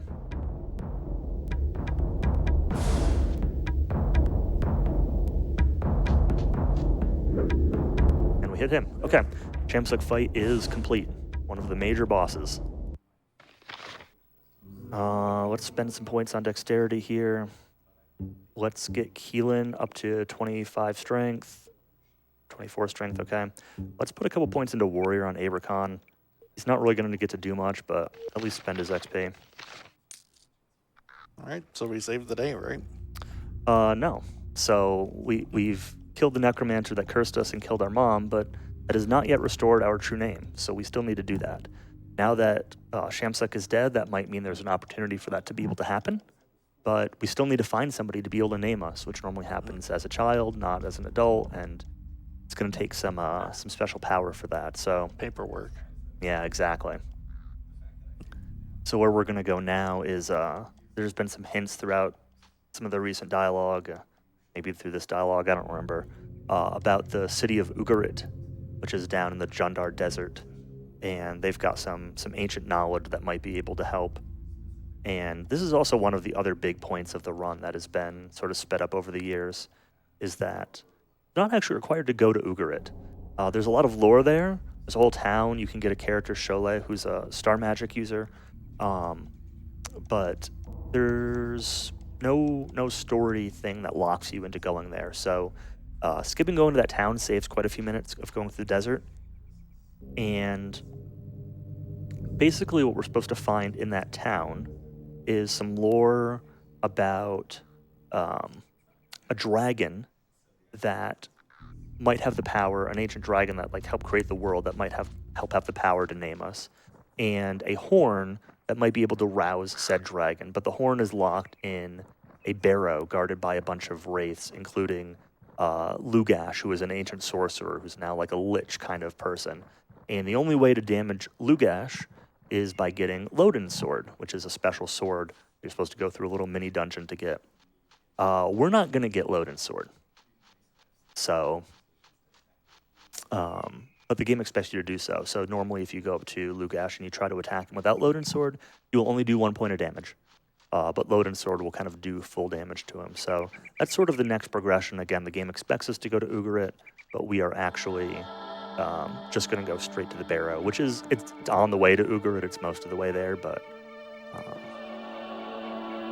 yeah, so we're going to go back through the teleporter. This is the first time using one of the point-to-point teleporters. This is the one, we were right next to it at the start of the game. You see it at the very start of the game in Oisin Forest, but it teleports you back here to Shamsuck's tower, which we automatically activated when we blew it up. So this gets us back to the bog, and now we're going to be going south from the bog. And there's some new movement that I've been doing in this section here. I used to take a couple encounters that were, I thought, faster than dodging it. But basically, I'm going to be threading the needle between encounters all around me and also long dialogue triggers all around me. There's a couple dialogues with Ferris down here that take like a minute to go through, 40 seconds to a minute. So I'm going to be trying to thread the needle here. I'm going to be focused on this for a minute. But in the meantime, I can kick it over to Anatolu because it all really is just walking. I might do some save and resets if I get an encounter. But it's going to be mostly just walking for the next few minutes. So Cool. Yeah, we've got $1 from RP Priya. Shoutouts to Palmer, who's running a game later this week, who modded the RPG LB Nintendo 64 to get capturable footage. And we've got $28 from Keanu. Someone told me there was an opportunity to have even more marathons, so let's push to see that happen here. Good luck on the rest of the run, Haktical. awesome. Thank you, Keanu. With those, we are $125 away from meeting the cheat code showcase incentive. So we've only got a little bit longer before the end of the run to meet that incentive. So yeah, please get your donations in. Yeah, we're down to maybe 45 minutes left or so of the run. Ballparking that, I don't have split times really memorized for this game, honestly, but somewhere in that ballpark left.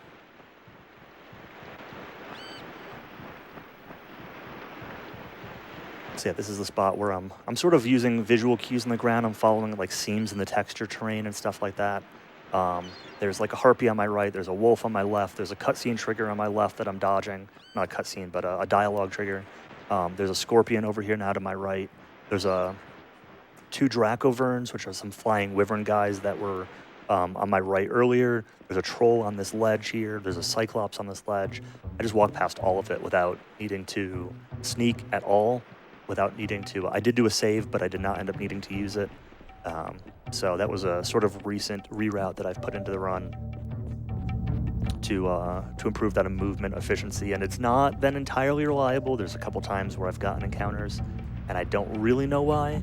So that safety save I did in the middle was in case I got a Dragovern fight, I could just flee and reload to skip it. It'd still be much faster than fighting it. It is a fightable encounter if I needed to, but it's not faster to do so. So then I'm going to be coming up here into this sort of like wasteland looking area. I'm going to sneak by a Cyclops real quick, but this is another very inconsistent movement section of the run where I'll be doing another safety save partway through. But it's again going to be threading the needle between encounters on my left and encounters on the right. That you'll see one of them. There'll be a manticore that you'll see in front of me at a certain point, and there will be a bat to my left, which you will not see. And the manticore isn't a problem, but it's slow. The bat is not really fightable. So, and the bat's the one that's the problem, the one that's likely to aggro. So I'm going to be using some specific visual cues, lining up with some of these trees here in order to move a certain way, to line myself up to avoid encounters. And then what I'm going to do is I'm going to safety save at sort of the critical junction where the bat would normally attack me. And if I get the bat fight again, I'll flee and reload. But I will try to YOLO it once to see if I can get through without doing that. So it's coming up here shortly. There's a dead tree that you see that's on like the leftish side of the screen. The bat is normally near there, but it kind of flies back and forth. It's actually a couple dead trees. Kind of flies back and forth, and you aggro you from a long way away. So I'm gonna stop here, and we're gonna save, and we're gonna cut to the left. Okay, nope. There's the bat. Not a big deal.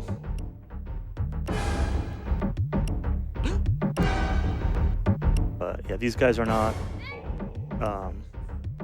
resistant to or not weak to any of the status effects that we have, and they're just generally pretty strong. What I should be able to do is just load that save I just made and just continue on, and I won't get the aggro this time. I could have immediately loaded and skipped that, but I wanted to try to YOLO it once. So, unfortunately, we didn't get it, but that's all right. This is another spot where if I keep going straight up this hill, there will be a dialogue with Ferris again. The one that I dodged earlier that I was talking about was also with Ferris. There's like 3 or 4 different Ferris dialogue things where he's walking around with the Necromancer staff and raising zombies and just being weird. And we don't really want any of those dialogues. So we're just gonna go around this, and then we're gonna come up to the Jundar Gate. So I'll make a safety save before the Jundar Gate. There's a specific dialogue set I need to choose to get through here successfully, and if I choose wrong, he's asked like kind of these philosophical questions about like what's your greatest strength and all that. And if you choose the wrong stuff, it forces you into an encounter that you can't run from. And I've kind of been a little sloppy with the dialogue here lately, so we're just gonna save it.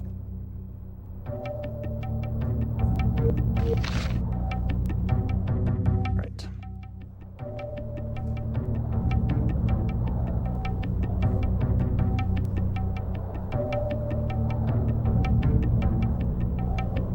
There we go. Through the Jundar Gate. So this is blocking off the Jundar Desert, which again is the way to Ugarit, but it's also the way to the Barrow, which is where I'm actually going. Get some jams in the desert. There's actually another song that'll play like very briefly that or maybe that's the song that was just playing that I kind of like, but then it keeps going back to this one. Unfortunately, I mean, this song's fine, but this is the better music. But only hear it for a few seconds. Is there a reason it switches back and forth? Are you getting close to something? It's just kind of the zone lines, yeah, as to like whether you're far enough south to Ugarit. One thing I didn't talk about, I wanted to make sure it's daytime for this walk. There was another bat or 2 in the wasteland area that I went through, and there's also a wraith right up here, but that are only out at night. So it's very important that it be daytime for some of this walk. Otherwise, I need to do extra sneaking, and basically I would just save and camp to make it daytime if it were night. But I will have to pay attention to it here. So this Barrow section is really confusing. Basically, there are these like graves underneath this, inside this Barrow area, and they're all like locked, and you need to go up top, and there are these symbols, and there's these rocks, and there are these symbols next to these rocks, and there are these symbols next to the graves, and you kind of got to match them up in order. There's a room that has all 7 of them, because there'll be 7 lined up. And actually, I'm going to save real quick now that I'm all the way down here, just in case anything weird happens. But you need to, in order, hit the first rock up top, which will unlock the coffin down here below, which will allow us to fight the white associated to it, and then fight the white, and then go upstairs and get the next rock, and then you're kind of going back and forth between unlocking the coffins and then killing out the guy that's in the coffin. And buried with them in these coffins is a certain treasure. So we need to collect all the treasure and then bring that to the room that shows all the symbols lined up in order to unlock a door to get to where Lugash is guarding the horn that I talked about earlier. That's sort of our reason for being here. Oh man, a tiny bit of HP. See if I have enough to get Keelan to 25 strength after that. Nope. So that Spirit Drake Helm is the item, the first item, and it won't let you leave the loot menu without looting the key item. So we're going to be doing this a few times. And this was one of the, I don't want to say like a routing change that I made, but definitely one of the things that got me faster at this run was just getting fast at this part and figuring out there's these 4 ladders down below that connect you to up top and where they spit you out and where the rocks are, and how to move without aggroing the zombies and the elementals that are down below. There's like a lot of complexity and a lot of confusion because everything kind of looks the same, and trying to get better at this part was one of the key parts to getting better at this run.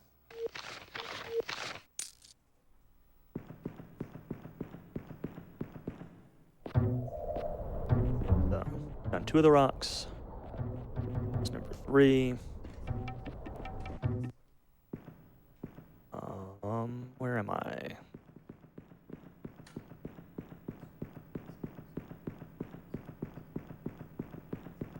Yeah, it's really easy to get disoriented when you go down one of those ladders and just not know exactly where you are.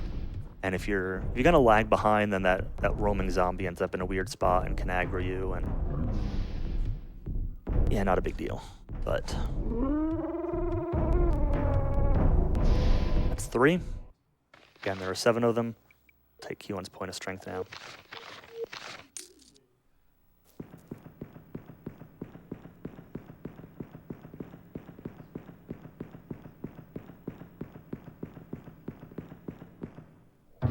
So again, this is where the Wraith wanders next to this 4th rock. So it's good that it's still daytime here because it means I don't need to deal with that Wraith. I don't need to camp to make it daytime. I can just run over and hit the rock. I didn't realize that for a long time. And a long time my routing was getting here at nighttime, and I was dealing with that Wraith, and I was constantly just having to sneak around him and getting fights, and it was sort of a mess. But much easier in the daytime here.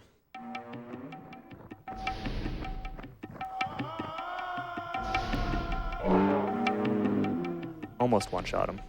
All right, it's number 4. I will save before the 5th white because he can use Frozen Doom on me, and if he uses that on Keelan for some reason, which I don't know if I've ever seen him use it on Keelan or not. He usually targets Auron first, but I have seen him not die in time, and yeah, we'll make sure to save just in case something bad happens. But first we got a random encounter here with a couple golems and a Wraith. I could skip this fight, but there are 2 coffins and a doorway I need to go past this guy for, so I'd have to sneak past him like 6 times, and it's just not worth it compared to just fighting at once. So we're going to use the classic. It's probably going to get resisted until Abracon gets to cast Light.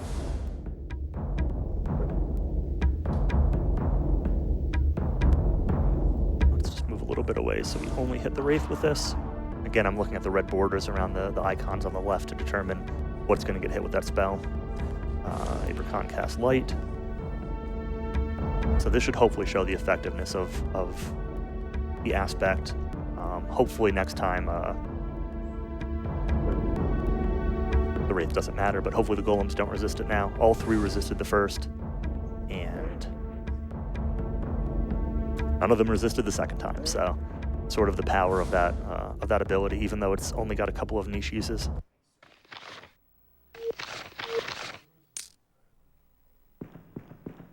All right, so we're going to save here.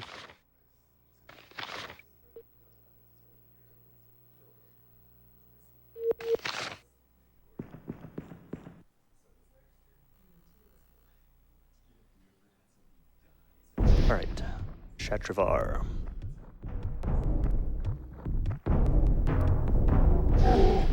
Yeah, you can see he's kind of tanky. He's got a lot of HP. And And we've done enough that even if Keelan got hit, Abricon could probably finish this up. And we've also probably done enough stamina damage now that he can't even cast a spell. Yeah, he's just attacking. I talked a little bit about it earlier, but it sort of goes back to the way magic works, whereas if you do a certain amount of damage to an enemy, you deplete their stamina, and then they're not able to cast a spell anymore. So there's a couple times where that's a factor where you might just damage them and skip their scary actions by depleting that stamina. All right, this is one of the more annoying rocks to hit. The last two are both pretty annoying. I'm actually going to reset encounters on this ladder here. And come over this way. There's a wandering zombie to my right that I'm really trying to avoid. We'll cancel the encounter again just to be sure.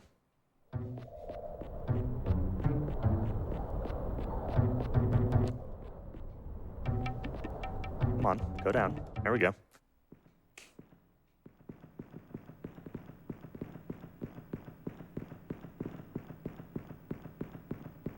This is number 6. And yeah, for being this late in the game, these guys are really easy.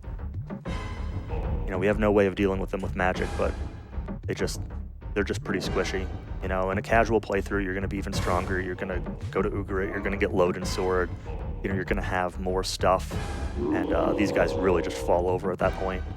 But even with this party, you know, with the minimal XPing that I've done, not so bad. It's kind of interesting. Some of these items that I'm picking up actually have pretty good stats. I need to give them up in order to progress. But there's actually a way that you can keep a couple of them by doing certain equipments, like having them equipped when you're giving them up kind of thing. I don't remember the exact technique to do it, but you can keep the sword, I believe, the Fire Drake sword, and I think there's one other item that you can keep. It's not worth doing it in the run. We don't need the items for anything, but it is possible to do that. All right, this last rock is up here on the top.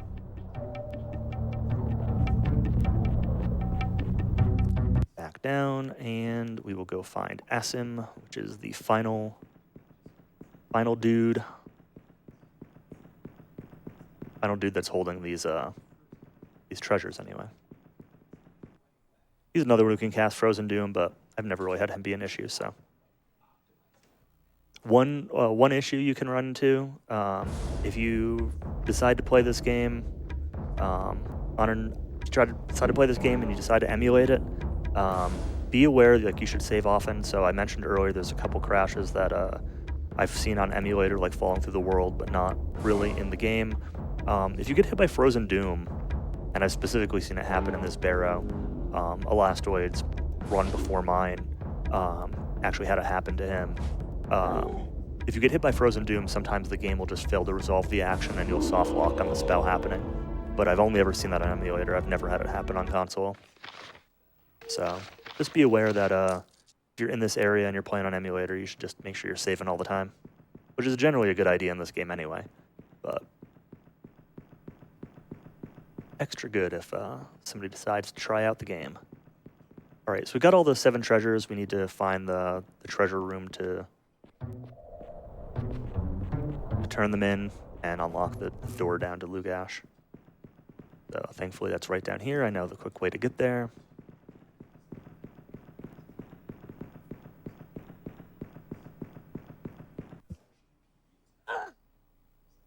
For some reason, it seems to hurt us every time we turn in one of these things. I don't really know why, but looks like we're getting hit. It's 3.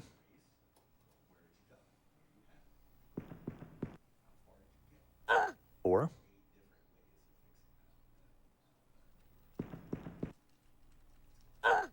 Five. Counting them because I have lost count before and not known when I'm done. Last one. And it only really matters because there's a little dust devil nearby that I don't want to fight. Right there. So I want to sneak back this way. I was getting those, like turning those things in quickly enough that he was never going to attack me while I was doing the turn-ins, but if I tried to just run back, I'd get into that fight. So now we've turned in all 7 pieces of the treasure, so we're going to, it's going to unlock the door and let us get down to Lugash, who is guarding the horn. So one thing I need to do here is do some re-equipments. So I need to take all the wizard stuff back off of Auron again and put this back onto Keelan. Witch ring, wizard wand, wizard hat. This will be the last time Keelan needs that equipment for the run.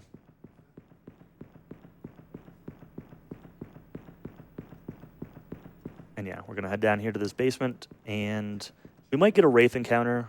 I haven't had it in a long time, but he'll sometimes aggro you through the wall. But we're gonna come right over here to Lugash. We did not get the Wraith, so it's good. And Keelan is going to cast Debilitation. And this is the guy that we're supposed to need the special super sword in order to damage. And he's dead. He's gone.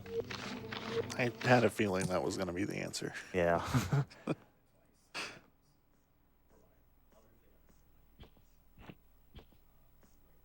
We'll sneak past the Wraith through this little crevice in the wall here. Then we'll find the Horn of Kyong, I think it's called.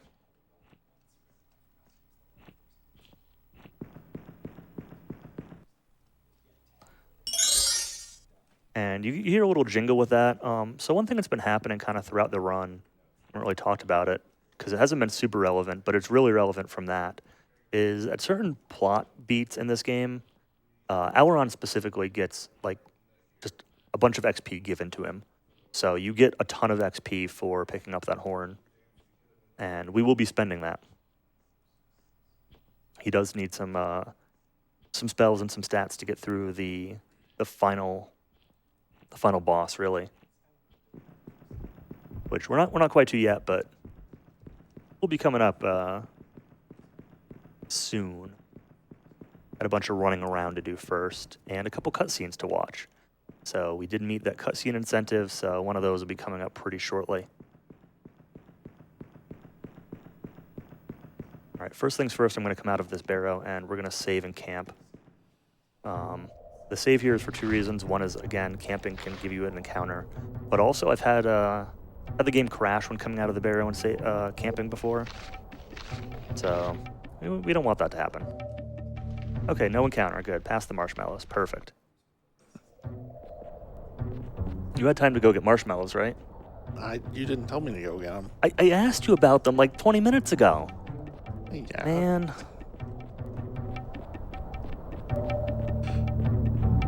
All right, so we camped to get rid of that Wraith here so we could just run past.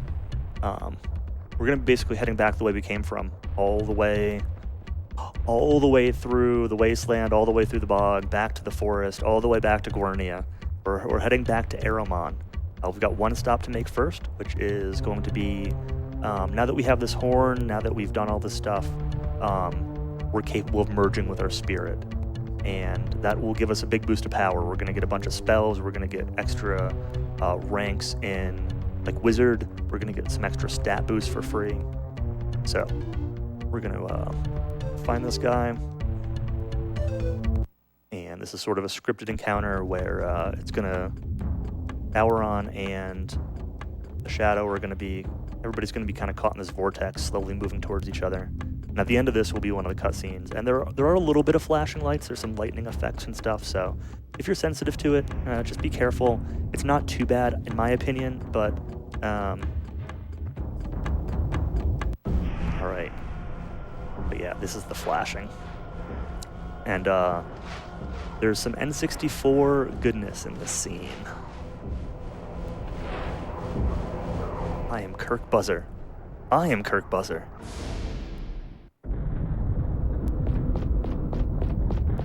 So this is going to show some of the history of like our birth and our lack of a true name.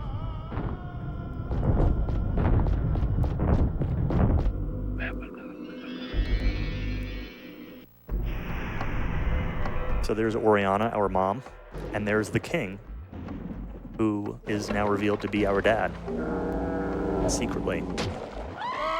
And we're being attacked by some goblins. king managed to get away, but and Oriana, like they weren't attacked, but this is when we were cursed as a child, and yeah, the king and Oriana obviously had to keep their relationship a secret, so we were kind of taken in as an orphan. That's why we were a squire in Guernia. We've always been a favorite of the king, and that's sort of why we've had a bad relationship with Prince Sheridan and some of the other people around town, is the king's always sort of been favored to us, and this sort of explains why. But the spirit is now merged into our body.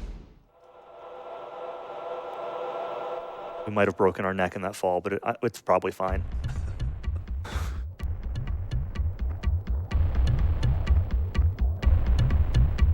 Elrond walks off screen before the text comes up on here. Like, I think Brenna is usually there if she's still in your party. I mean, she's dead now, but I think that's why. Is I think if Brenna's alive, then she's standing there. All right, so we're gonna be walking all the way back up through this wasteland. Let me actually do a menu real quick before I forget, which is we gotta take the wizard stuff back off Keelan again. Elrond's gonna equip all that. He's also going to join Wizard Wand, Wizard Hat. He's going to learn the Wall of Bone spell. Keelan can put her robe back on. Save. Save isn't really super necessary, but... Alright, we're going to be walking all the way back. Pretty much the same walk I did before. Through the wasteland, reversing kind of the same general path. Some of the movement's going to be a little different because pathing's a little different. I am going to need to take one fight. Could be anything, just I need to get into a fight in order to spend the bonus experience that I've gotten and level up some of my abilities. So I'll be doing that when I get something that's opportune to do so. Probably not till the forest though. So yeah, we've got a few minutes. I'll kick it back to Anatoly here.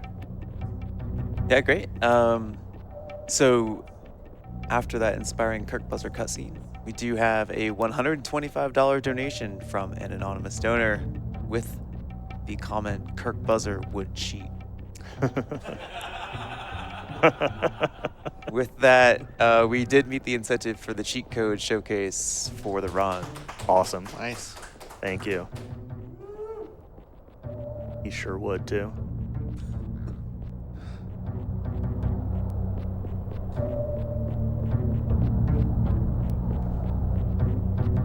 So here I'm walked by the mana core on the left, the bat's still on the right like before. But yeah, we're pretty clear getting through there. It's a lot easier on the way back than it is on the way out there. So gonna be sneaking by the Cyclops and doing some more music. If you got anything else, any plugs or anything, great time. Yeah, for sure. We haven't talked about it for a while, so I do want to mention that we want to send shoutouts to the people involved with our foreign language restreams. The French restream can be found at twitch.tv/lefrenchRestream, and our Japanese restream at twitch.tv/Japanese_restream. So if those restreams can help you better enjoy the marathon, please go check them out. Send them some love. We always appreciate the restreams for the events here. So yeah, big shout out to the restream teams over there, everyone helping with those. We really appreciate everyone who is helping the marathon reach more people. Yeah, awesome. The restreams are great, and it's really fun. I play a lot of Japanese Dragon Quest games in particular, and it's always really fun to, after like a marathon run, go back and watch the Japanese restream with the chat and see the reactions to things that happen in the runs, because in those games they're usually really familiar with the run and they know everything about them, and it's actually really cool. I'll probably check it out even for this run. I don't expect anyone probably really knows this game outside of me. But I'll probably go back and see if anyone had anything interesting to say about it in any of the restreams too. So yeah, now that we've done our spirit merge, again, in Ugarit, the town we did not go to, we were supposed to learn about the dragon, one of the ancient dragons that created the world, and is still here, kind of snoozing, not to be found out in the world. That dragon is actually resting in the caves in Eramon. So if you remember where I did the shopping and like went out and got the witch ring and met up with the Mirari sage and all that stuff, That cave system actually houses not the dragon itself, but like the path to the dragon, I guess I would say. So you get all this way through the game, and it's like, okay, go back to Aramon, and you're just, it's a few minutes worth of walking, unfortunately. But the encounter, like walking is like still pretty specific through here. Still doing everything I can to try to avoid encounters. This reverse path here is not at all guaranteed. I'll do a little save here just in case. But the new movement that I've been doing lately has been really working out, so not too worried about it. And kind of just using visual cues with the terrain and some seams on the ground and like some hills and trees, and just trying to follow this stuff. So I'm going to be looking for the seam on the ground that I'm following to do a little zigzag up here. It's going to go left, going to go right. We're going to kind of turn to the left. And again, there's a couple dialogues with Ferris. The old one that I dodged before is still here. There's also an additional dialogue. So you could get into 2 dialogues with Ferris if you take if you go too far, like to the right of where I am, which just kind of wastes time. We made it back through there with no problem. So we're going to follow this little high ground back to Shamsix Tower. Thankfully, on this little high ground, little highway, it's a little out of the way. It's we're kind of going west and then north and then back to the east a little bit, but it makes not getting encounters really easy. There's some lizard men and some other enemies in the bog that really just aren't any fun to deal with. So rather than having to sneak by them and deal with RNG about whether or not they show up, I can pretty easily just take this path. I'll do a safety save before going through the teleporter back to Oisin Forest. I have literally never seen this happen, but I've been told by a few people that that teleporter has sometimes caused people to crash. So we'll save before going through it. This is obviously, I know my way around what causes what in this run, what causes crashes, how they show up, where to safety save. I've done it enough, but the game is not necessarily the most stable, and even playing casual, you might run into 1 or 2 crashes, just randomly. So just something to be aware of. It's not really a big deal since you can save anywhere, but if you're someone who's prone to going long periods of time without saving the game or something like that, maybe don't do that. All right, so we're back to Oisin Forest, heading back to Castle Gwarnia, which was the starting castle of the game. I said we'd be back here later, and now we're heading back. So the enemies here are going to be a little bit different than the last time I was here. I mentioned again earlier in the run how enemies in this game will sometimes change or respawn based on story events, and there are more enemies here now than there used to be. I aggroed this goblin, so I'm going to have to just reload it.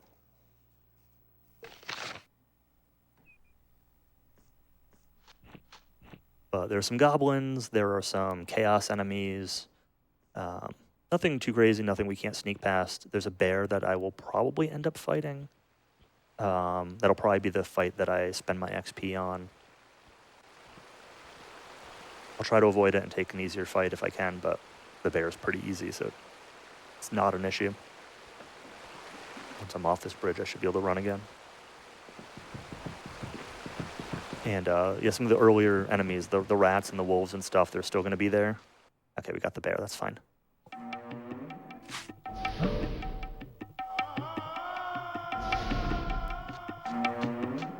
Again, I just need any fight here. I don't actually need XP from the fight. It's just the only place I can spend my accumulated XP is in this post-fight screen or at a trainer, but that's not helpful at the moment. So Auron needs to max out his dexterity. And then I need to put points into the Wall of Bones spell. This should go up to rank 9. And don't have enough for rank 10, as expected. So he'll now be able to cast a powerful version of Wall of Bones. The more ranks gives it better chance of landing, and also, I think, but it also gives it more range, which is pretty important too. So all these early enemies, they're like that rat's still here. We're still going to sneak by it. The other rat will still be there. The wolves will still be there. But this is the last time we're going to be coming this way, so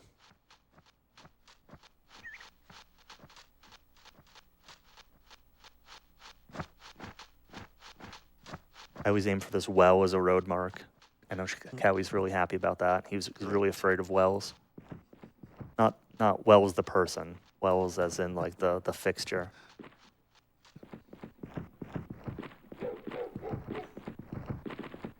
Just been traumatized by Dragon Quest VI.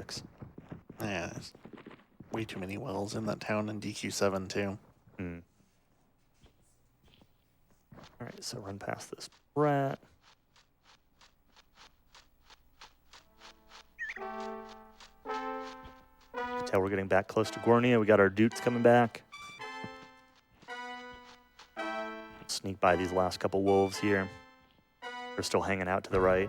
I've used those wolves before as encounters to take that XP encounter. Kind of not need to sneak through here if I'm willing to take the fights, but since I've already taken that fight with the bear, it's better to just do the sneak. As slow as this looks.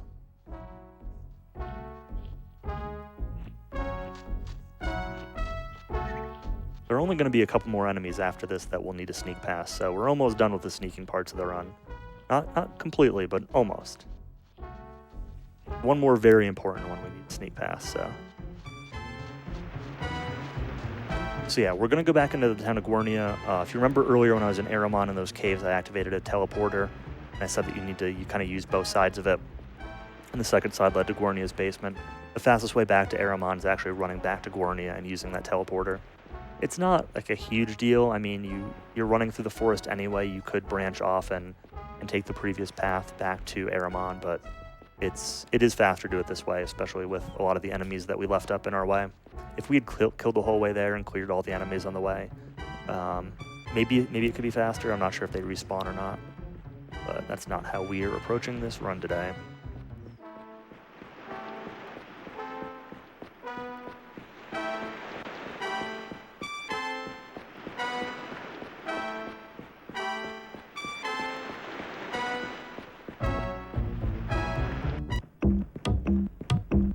Get our drum song going on.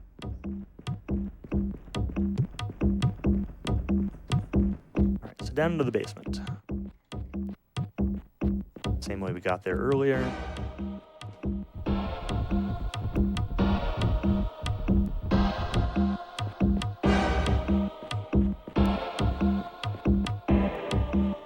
So this was the room where we got Trahern's sword earlier.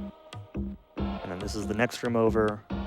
And there's this little ladder here that brings us to Aramon.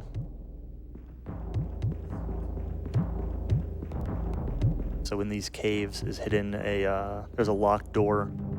We didn't fully explore it earlier, but there's a locked door on these caves that you would have, if you were playing casually, you would have kind of explored these caves to see like what sort of vendors are there and what sort of item pickups might be there. These caves really don't make a whole lot of sense. Good friend Error of Ruda likes to call them the Paradox Caves because where you come in and out of them doesn't really line up super well with the geography. But yeah, you typically kind of go through here and you're kind of figuring out where to go and you're finding vendors and you're exploring around and you would have found a locked door, and that's where we're going to now.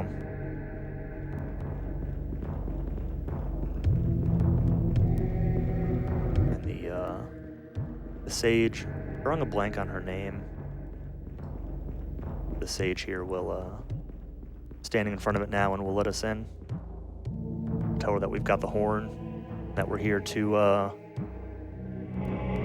sort of hope we can trust talk the dragon into restoring our name. So we've got this little cave system to go through. There are some enemies that are pretty easy to take out that are in some of these side passages. We're not going to see any of them, but there's like minotaurs and stuff. If you ever decide you need bonus experience, you can use the stupidity spell to clear them out really easily. I did that in a couple of my early runs when I thought I needed rank 10 of Wall of Bones, but then I realized that rank 9 would work. So I don't do that anymore, but there's some good treasure in here also, I think, in this cave in general.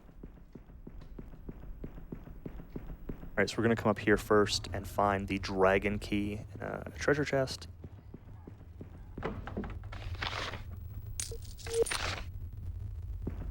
shout outs to these mushrooms. Not this one in particular, but there's one that you don't really see until I'm on my way back. It's kind of right around this corner here. Might have seen Auron sort of warp a little bit. Those mushrooms have really weird collision. I'll run across some of them later so you can see. But they kind of, they're kind of weird. And there's one mushroom in particular that's just known for being problematic, so. Alright, so this monster here in the center of this bridge is the Fire Lord. I have zero chance of fighting this guy with the party I have now. He's really difficult. He can fireball my whole party for like 90 damage. And as you can see, I have like 80 hit points, right? So he can just start one-shotting people. So we don't have any way of dealing with him, so we're just going to sneak past. I've tried Wall of Bonesing him because I think he's vulnerable to that. I've tried a couple other things that seems like he should be vulnerable to, and I can just never land it. So sneak past. We're able to kind of sneak between him and the side of the bridge there. Sometimes it is RNG. Sometimes he will see you and attack you when you do that, so hence the save beforehand. I'm also going to continue to sneak. There's a Fire Elemental right around this corner. I can deal with the Fire Elemental if I need to. They are vulnerable to the Stupidity spell. They come in a group of 6, and they've got a fair bit of hit points, and they do a fair bit of damage. So my preference here is to sneak past them. The actual harder part is to sneak past them on the way back. But if this does aggro me, I will just clear it rather than try to like save and reload past it and all that. Maybe on the way back I'll do that, but I don't want to have to save and reload for that Fire Elemental twice, so. But it's fine, we're past it.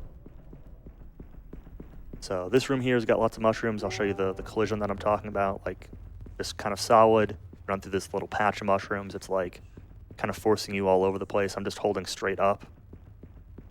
Like you can see how it's doing weird stuff, so mushrooms are pretty goofy.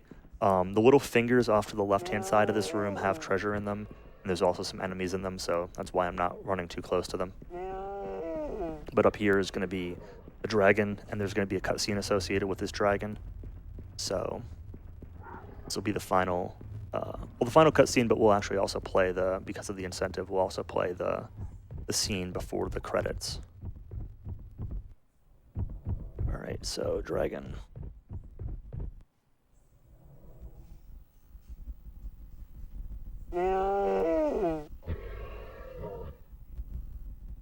All right.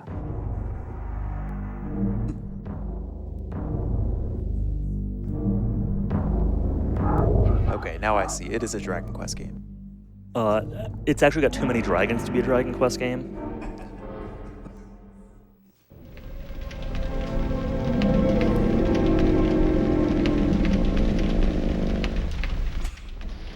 Give me my name.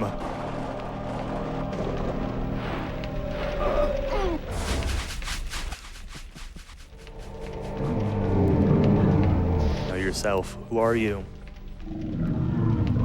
We're a child of dragons. What could you possibly fear? Kirk Buzzer. Kirk Buzzer.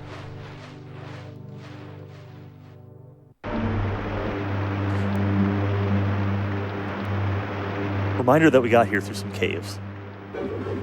Like, alright. Horn is gone. You've now been named. We are now officially Kirk Buzzer. That was already your name. Yeah, but now it's our true name. Huh. Okay.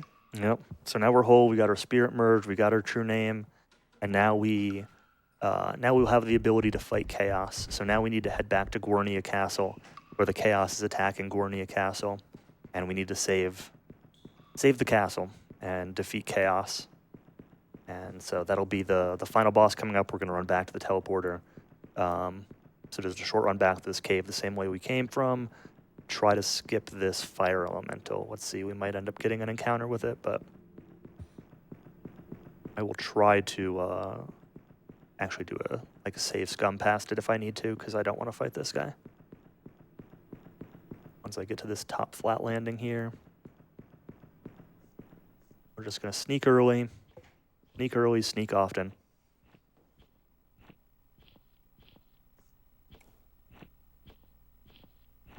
Yeah, the one thing that can get you here is this Fire Elemental will sometimes like randomly turn around. I'll actually just save here in case I need to do a couple saves to get past it. In case he happens to turn around. Yeah, if he turns around, if he's looking at you, he's more likely to attack you. So if he turns around and stares at me while I'm sneaking around him, we might get into a fight, but it seems like we're clear.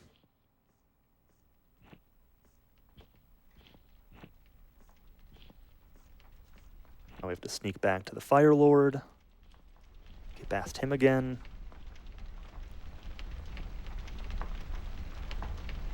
We'll do one more save out here. I've been making all these saves, and thankfully I haven't really needed to use very many of them, but there have been a couple that have been really helpful. So I know it seems like I'm saving a lot, and I do it a lot less in PB attempts, but it really is, really does add a lot of consistency to this run. Everyone's looking for a pretty stable RPG to run. I mean, this game does have a few big walls, but okay, he saw us, so glad I made that save. We might actually just, okay, we didn't game over. We will reload that save, but you can see why I don't want to fight this guy. You can see where it puts me back to also, like, pretty far walk if I didn't have the save here, so. We'll try this again. We'll try to sneak behind him. His hitbox sometimes makes it easier to go in front of him, which is why I usually go that way. I can see him getting stuck on him a little bit more behind him.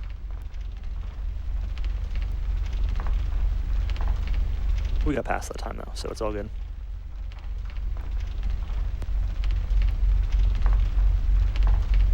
And now on the way back, we're gonna see this the mushroom that I was mentioning here.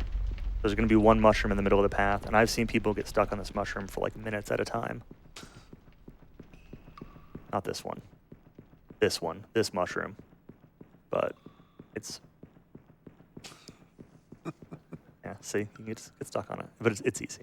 I wanted to get stuck on it just to kind of show what happened, but if you tilt the stick up and left, it's pretty easy to get past. But I've seen people get stuck doing that for like I said, like 5 minutes. Yeah, so we're just going to be running back to the teleporter, back to Guarnia, and then setting up for the final boss. So this will be the last chance to kick it over to the host. If you got anything else you want to talk about. Sure, yeah. We do have a $5 donation from Genesic Gunleon. No comment, but thank you very much for that donation. And yeah, no, otherwise, I think we are just here to see this through the end. Cool. And then the confirming the cheat code showcase got met, right? Yes. Awesome. Yeah, let's see the cutscenes. Let's see the cheat codes. Yep. Cutscenes are all done with now. Hope people enjoyed them, especially both the Soul Merge and the Dragon naming one. I think are both pretty incredible, and they're really relevant to the story. And I think that the Dragon one in particular goes really well with the naming incentive to really show off that name. Did it ever? Maybe not this name, but in the general sense. So I'm really glad that got met.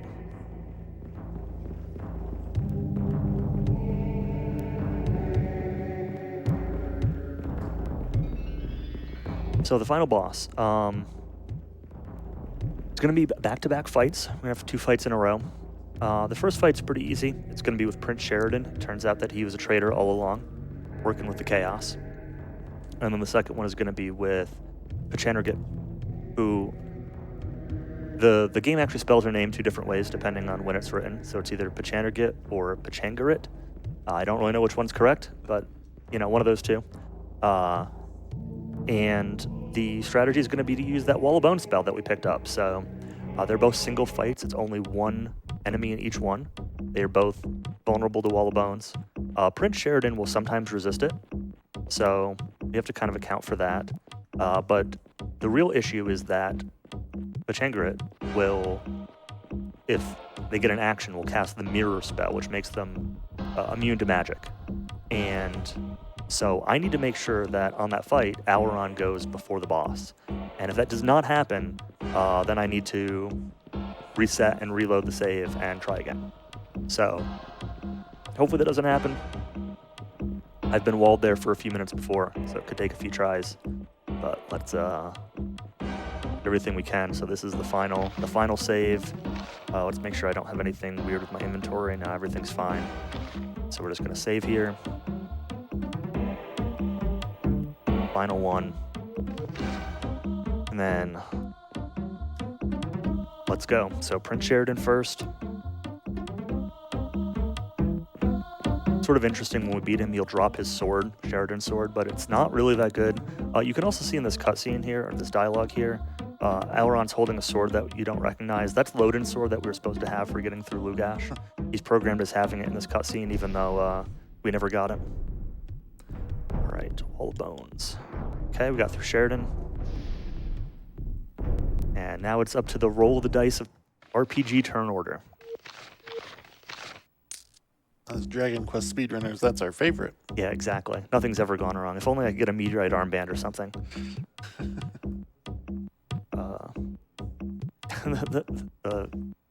The model just kind of like warps around during the scene a little bit.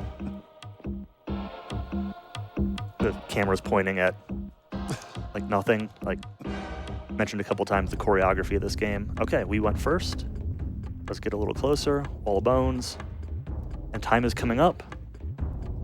And time. That is the final boss. Sorry for not having more heads up there, but wasn't sure if that would be the one or not. So yeah, so I will turbo through this dialogue here, but I want to show the final scene. I said all the cutscenes were shown. I'm going to show this scene going up to the credits. It's not really like an FMV, but it's worth watching as part of the incentive. There's a short little dialogue here with the king. The king is bleeding, dying from the chaos attack, and this is where he says that you're his son and that you will now be the king of Gornia in his place. So the final scene is sort of a crowning scene.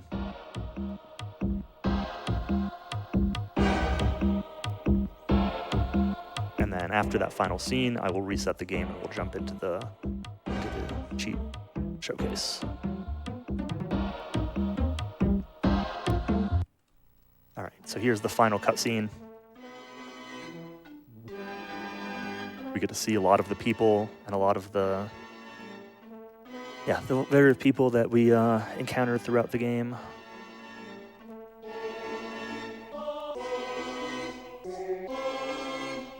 They use their entire music budget on this final scene.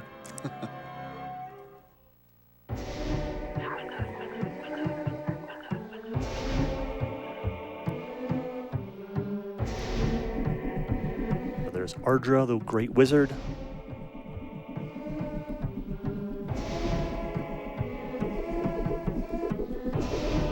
The war is ended, the plane restored. King is home at last. Kirk Buzzer, Kirk Buzzer, Kirk Buzzer, the king.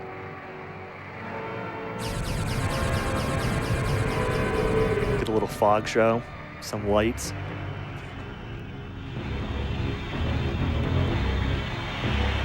I promise this game came out in 2001 and not like in the 80s.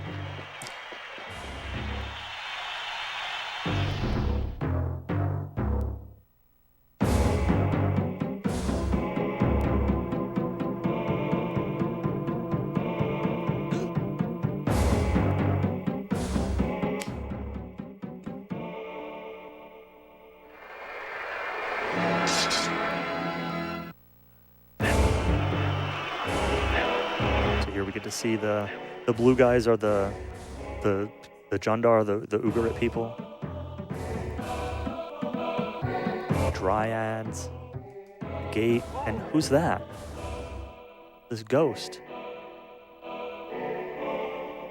The ghost of Oriana. I feel so proud of you. And soon,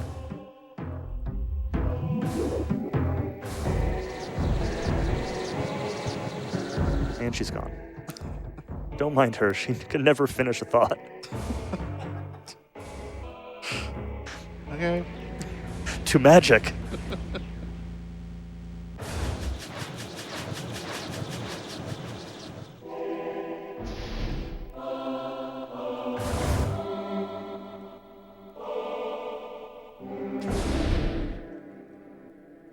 All right, and that is the end of the final scene, so I'm not going to watch the credits here. There's not really much to watch. I'm just going to reset the game and get right into the cheat showcase.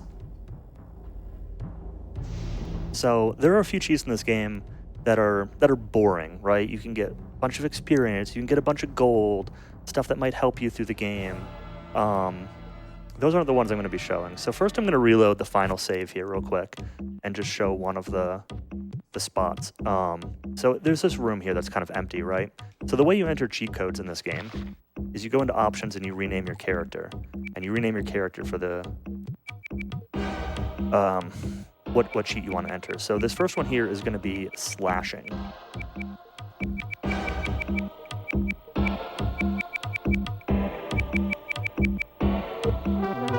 Get a little sound effect confirming that the cheat happens. And nothing's going to change, right? It's still an empty room. But let's walk out and walk back in. And there's this treasure on the ground. And you open the treasure, and we get a hockey stick. Now, let's take our best weapon that we've been using throughout the run, Warfang, and let's look at some stats real quick. So Warfang, 55 to hit, 4 damage, some warrior stats, +2 to warrior. Hockey stick, 100 to hit, 10 damage, 5 strength, 5 warrior, crushing death. It is very, very strong. So this is sort of the first cheat item. I'm actually going to show off one other cheat real quick here because some of the cheats persist weirdly even if you load the save. So I'm just going to show real quick this one in particular, which is flee. So flee, and your confirmation sound, and all of a sudden we're going to be really small. And we're moving around really small, but we can also jump now. So they programmed a jump mechanic into this game that just has no reason to be here. But yeah, so that's one of these goofy ones. The camera actually is like really hard to even see yourself, keep it pointed at yourself when you're in this mode. I kind of wonder what movement speed would be like if you actually used this code and tried to like run through the game with this. But I've not actually tried it to find out. So I'm going to reset here just to clear that. Like I said, some of these transformation cheat codes will persist through load, so that's why I'm resetting rather than just loading a different save, because that flee actually I think persists. But I do have a special file prepped. It's not really anything too special, but just to prevent having to run around that I can load here. So this is back at Oriana's hut. We're going to enter in one more code here. So similar to how we got the hockey stick, we can do exclamation dark side.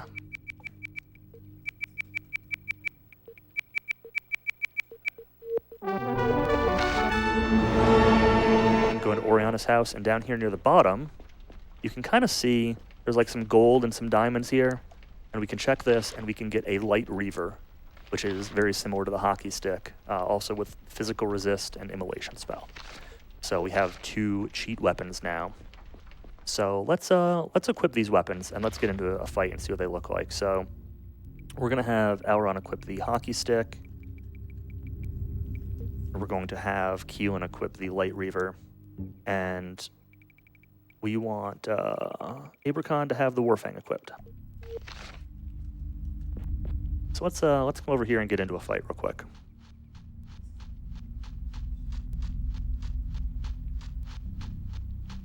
There's a little bat flying around, easy enough to get to. So we can take a look at these weapons. So this is the light reaver.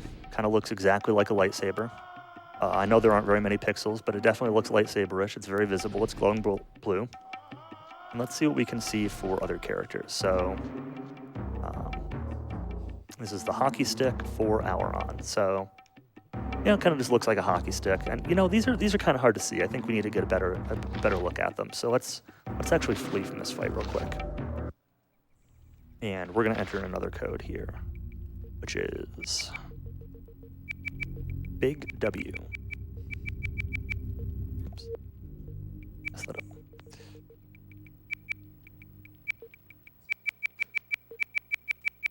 Big W.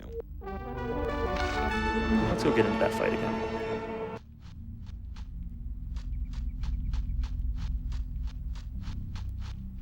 Things might look a little bit different this time.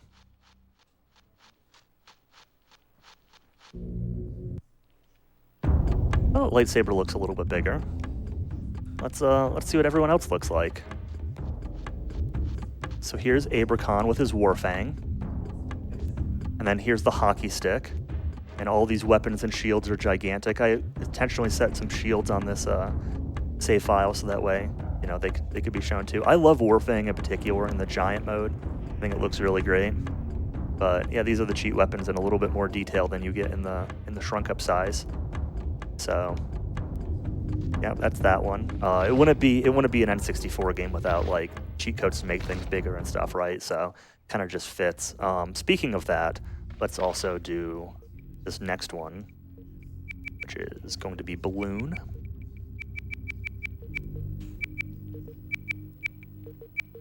And that'll give you a big head mode. Only for Auron though. It doesn't give you a big head for any of the other party members, unfortunately. But it wouldn't be an N64 cheat code without a big head mode. Anyone who's played GoldenEye or played Turok or any of those games knows it was sort of a staple of the era. So, yep. And then in addition to this, so that's sort of the main character-oriented ones. But we also get some transformations. So similar to how I did that flea earlier, we'll have a few of these we can do. So the first one's going to be Crawdaddy.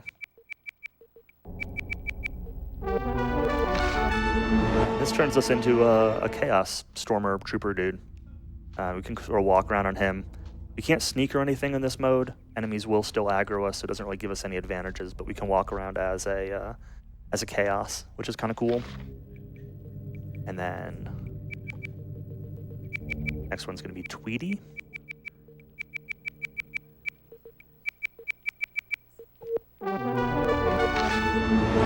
This will give us a Griffin, and the Griffin moves by flying. So I don't know if we ever actually really see Griffins fly in the run. Maybe near the like to and from the barrow, like in that wasteland area, there might have been a Griffin that flies. But this is what their flying animation looks like. So you kind of fly around.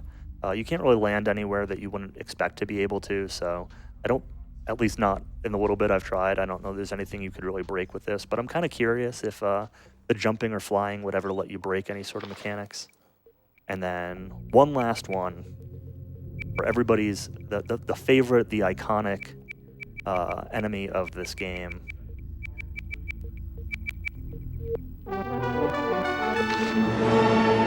The Ogre. There he is in all of his glory. And that is Aidyn Chronicles. So I want to give a shout out to my friends that are here, Cowie to help hang out with me on the couch. You know, like I mentioned it during the run, in particular Darkwing Duck for doing some initial runs of this that sort of got me interested. Elastoid and Ridley Killer for teaming up on coming up with some updated routing and you know, putting together a representative route and time for that, which sort of tipped me into the edge of learning the game. I think those are sort of my main shout-outs. There aren't too many other times on the board, and Gander is the only other one I know of, and I've never really spoken to him, so I don't really have anything to say there, but he is also was involved with pushing the time down once upon a time, so I'll shout him out too. But yeah, not many people on the board. It's a pretty chill run. If anyone's looking for something sort of fun and goofy to run, this is a great place. It's a pretty consistent run, so yeah, that's it. Thanks for watching, and again, I'm Haktical. This was Aidyn Chronicles.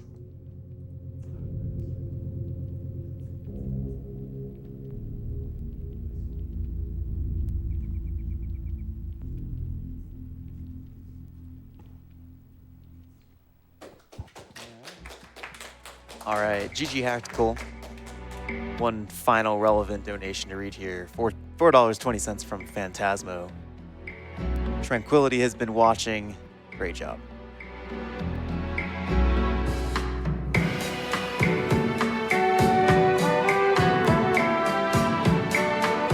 And that has been Aidyn Chronicles. So, reminder, we are RPG Limit Break. 2025 is coming to you live from Denver, Colorado, where we are raising money for NAMI, the National Alliance on Mental Illness. NAMI was formed in 1979 as a grassroots advocacy organization by a group of parents whose children suffered with serious mental illnesses, and they've maintained that focus to this day.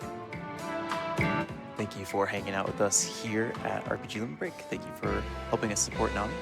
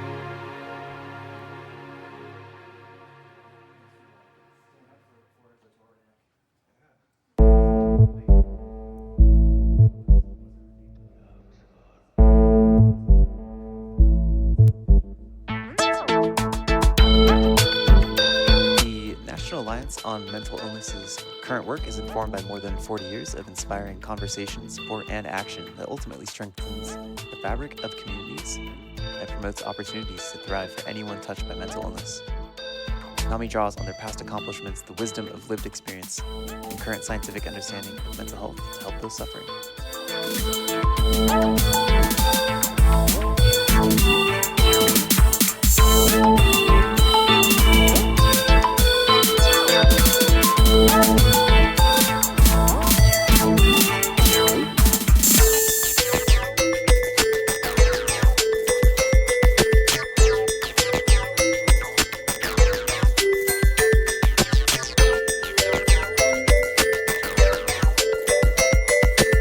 Here, I do want to remind everyone that we do have some great prizes that you will be eligible for if you are able to donate, especially in the next couple runs here.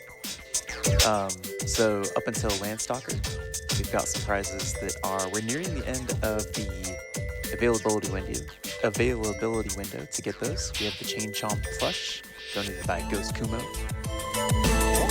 Final Fantasy VIII wooden case replica donated by Pigmented, the Live Alive PC feed provided by Possum Coffee, the Shy Guy tabletop miniature provided by Mr. Dean, and the Super Mario locking storage box provided by Heroic Spirit Gamer. All of those are only until Landstalker, which is coming up after the run following this one. Anytime during the marathon, with a minimum $200 donation, you will be eligible to win the Nintendo Switch 2 bundle provided by RPG Limit Break staff.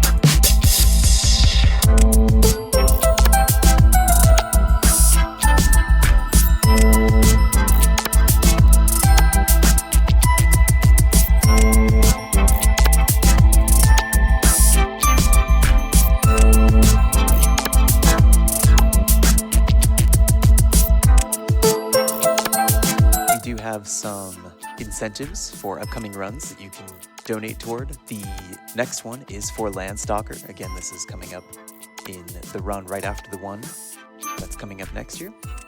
And that incentive is to complete the dog dungeon.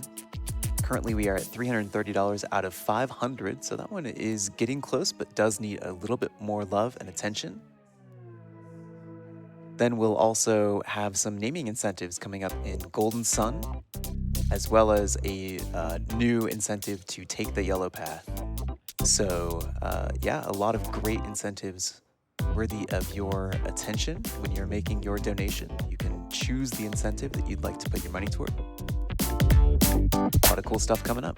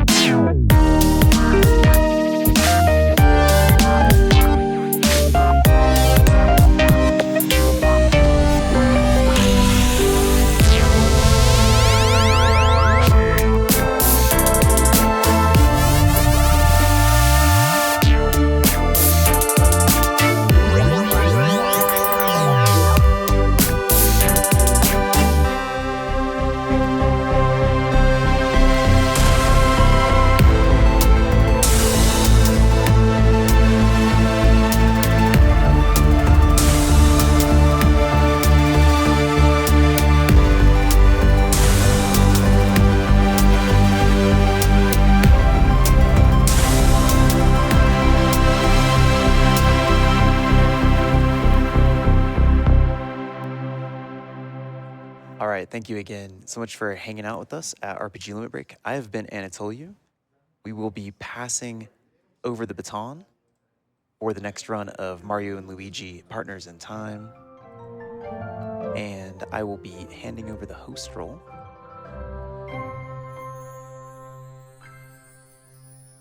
to Sporadic Erratic. He'll be in wonderful hands over there.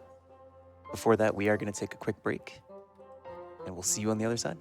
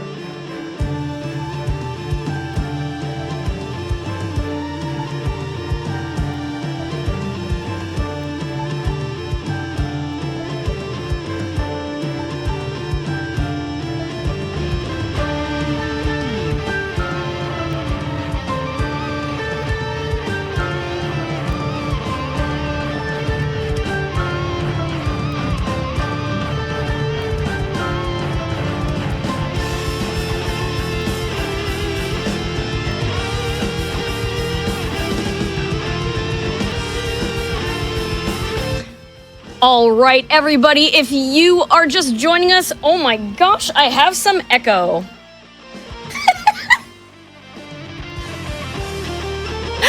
Let me see if I can fix this really quick, but in the meantime, if you're just joining us, welcome to RPG Limit Break 2025, and thank you very, very much for your patience.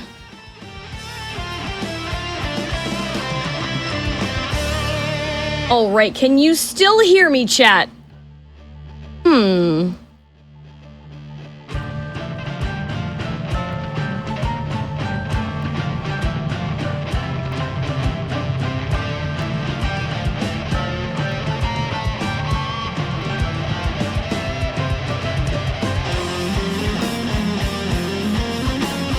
All right, well, that's good news. The bad news is that I'm hearing myself in my own ear, and it's very confusing.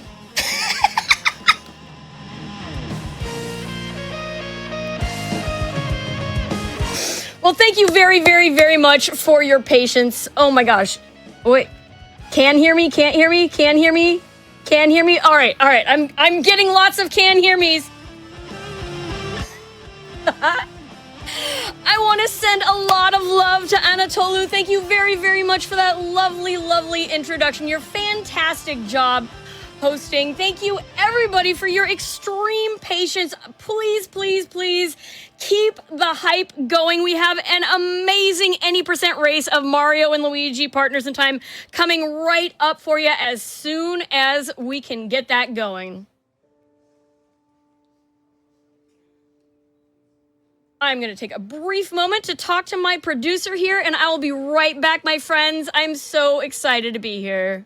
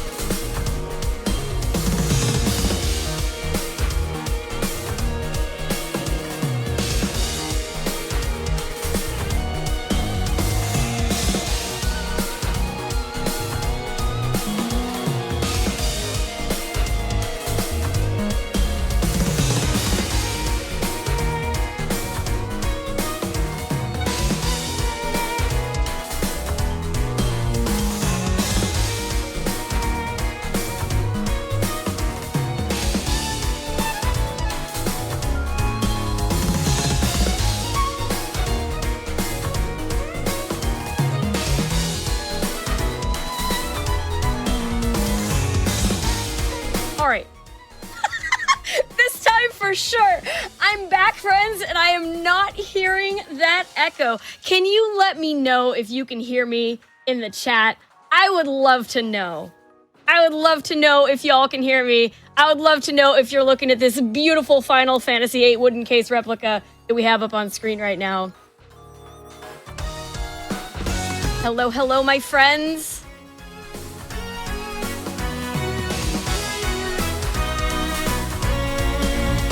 Sounds great. Oh, that's just what I wanted to hear. I'm so happy. I'm so happy. Here we are, friends, at RPG Limit Break 2025. I'm your first remote host, Sporadic Erratic, and we got it all figured out. We are not, however, seeing the replica. It looks like it has switched to the Live Alive PC key. I mean, those prizes are cycling all the time. We have so many amazing prizes available for you in the block right now. I know we have for a $5 minimum donation, a Chain Chomp plush, and a Live Alive PC key, and a Super Mario locking storage box. For a $15 minimum donation, we have a Shy Guy tabletop miniature. For a $25 minimum donation, we have a Final Fantasy VIII wooden case replica. And of course, there is that Nintendo Switch 2 bundle that you will be entered for a chance to win for $200 in cumulative donations over the course of the entire marathon. Who doesn't want a Nintendo Switch? I sure want one. I didn't get a pre-order.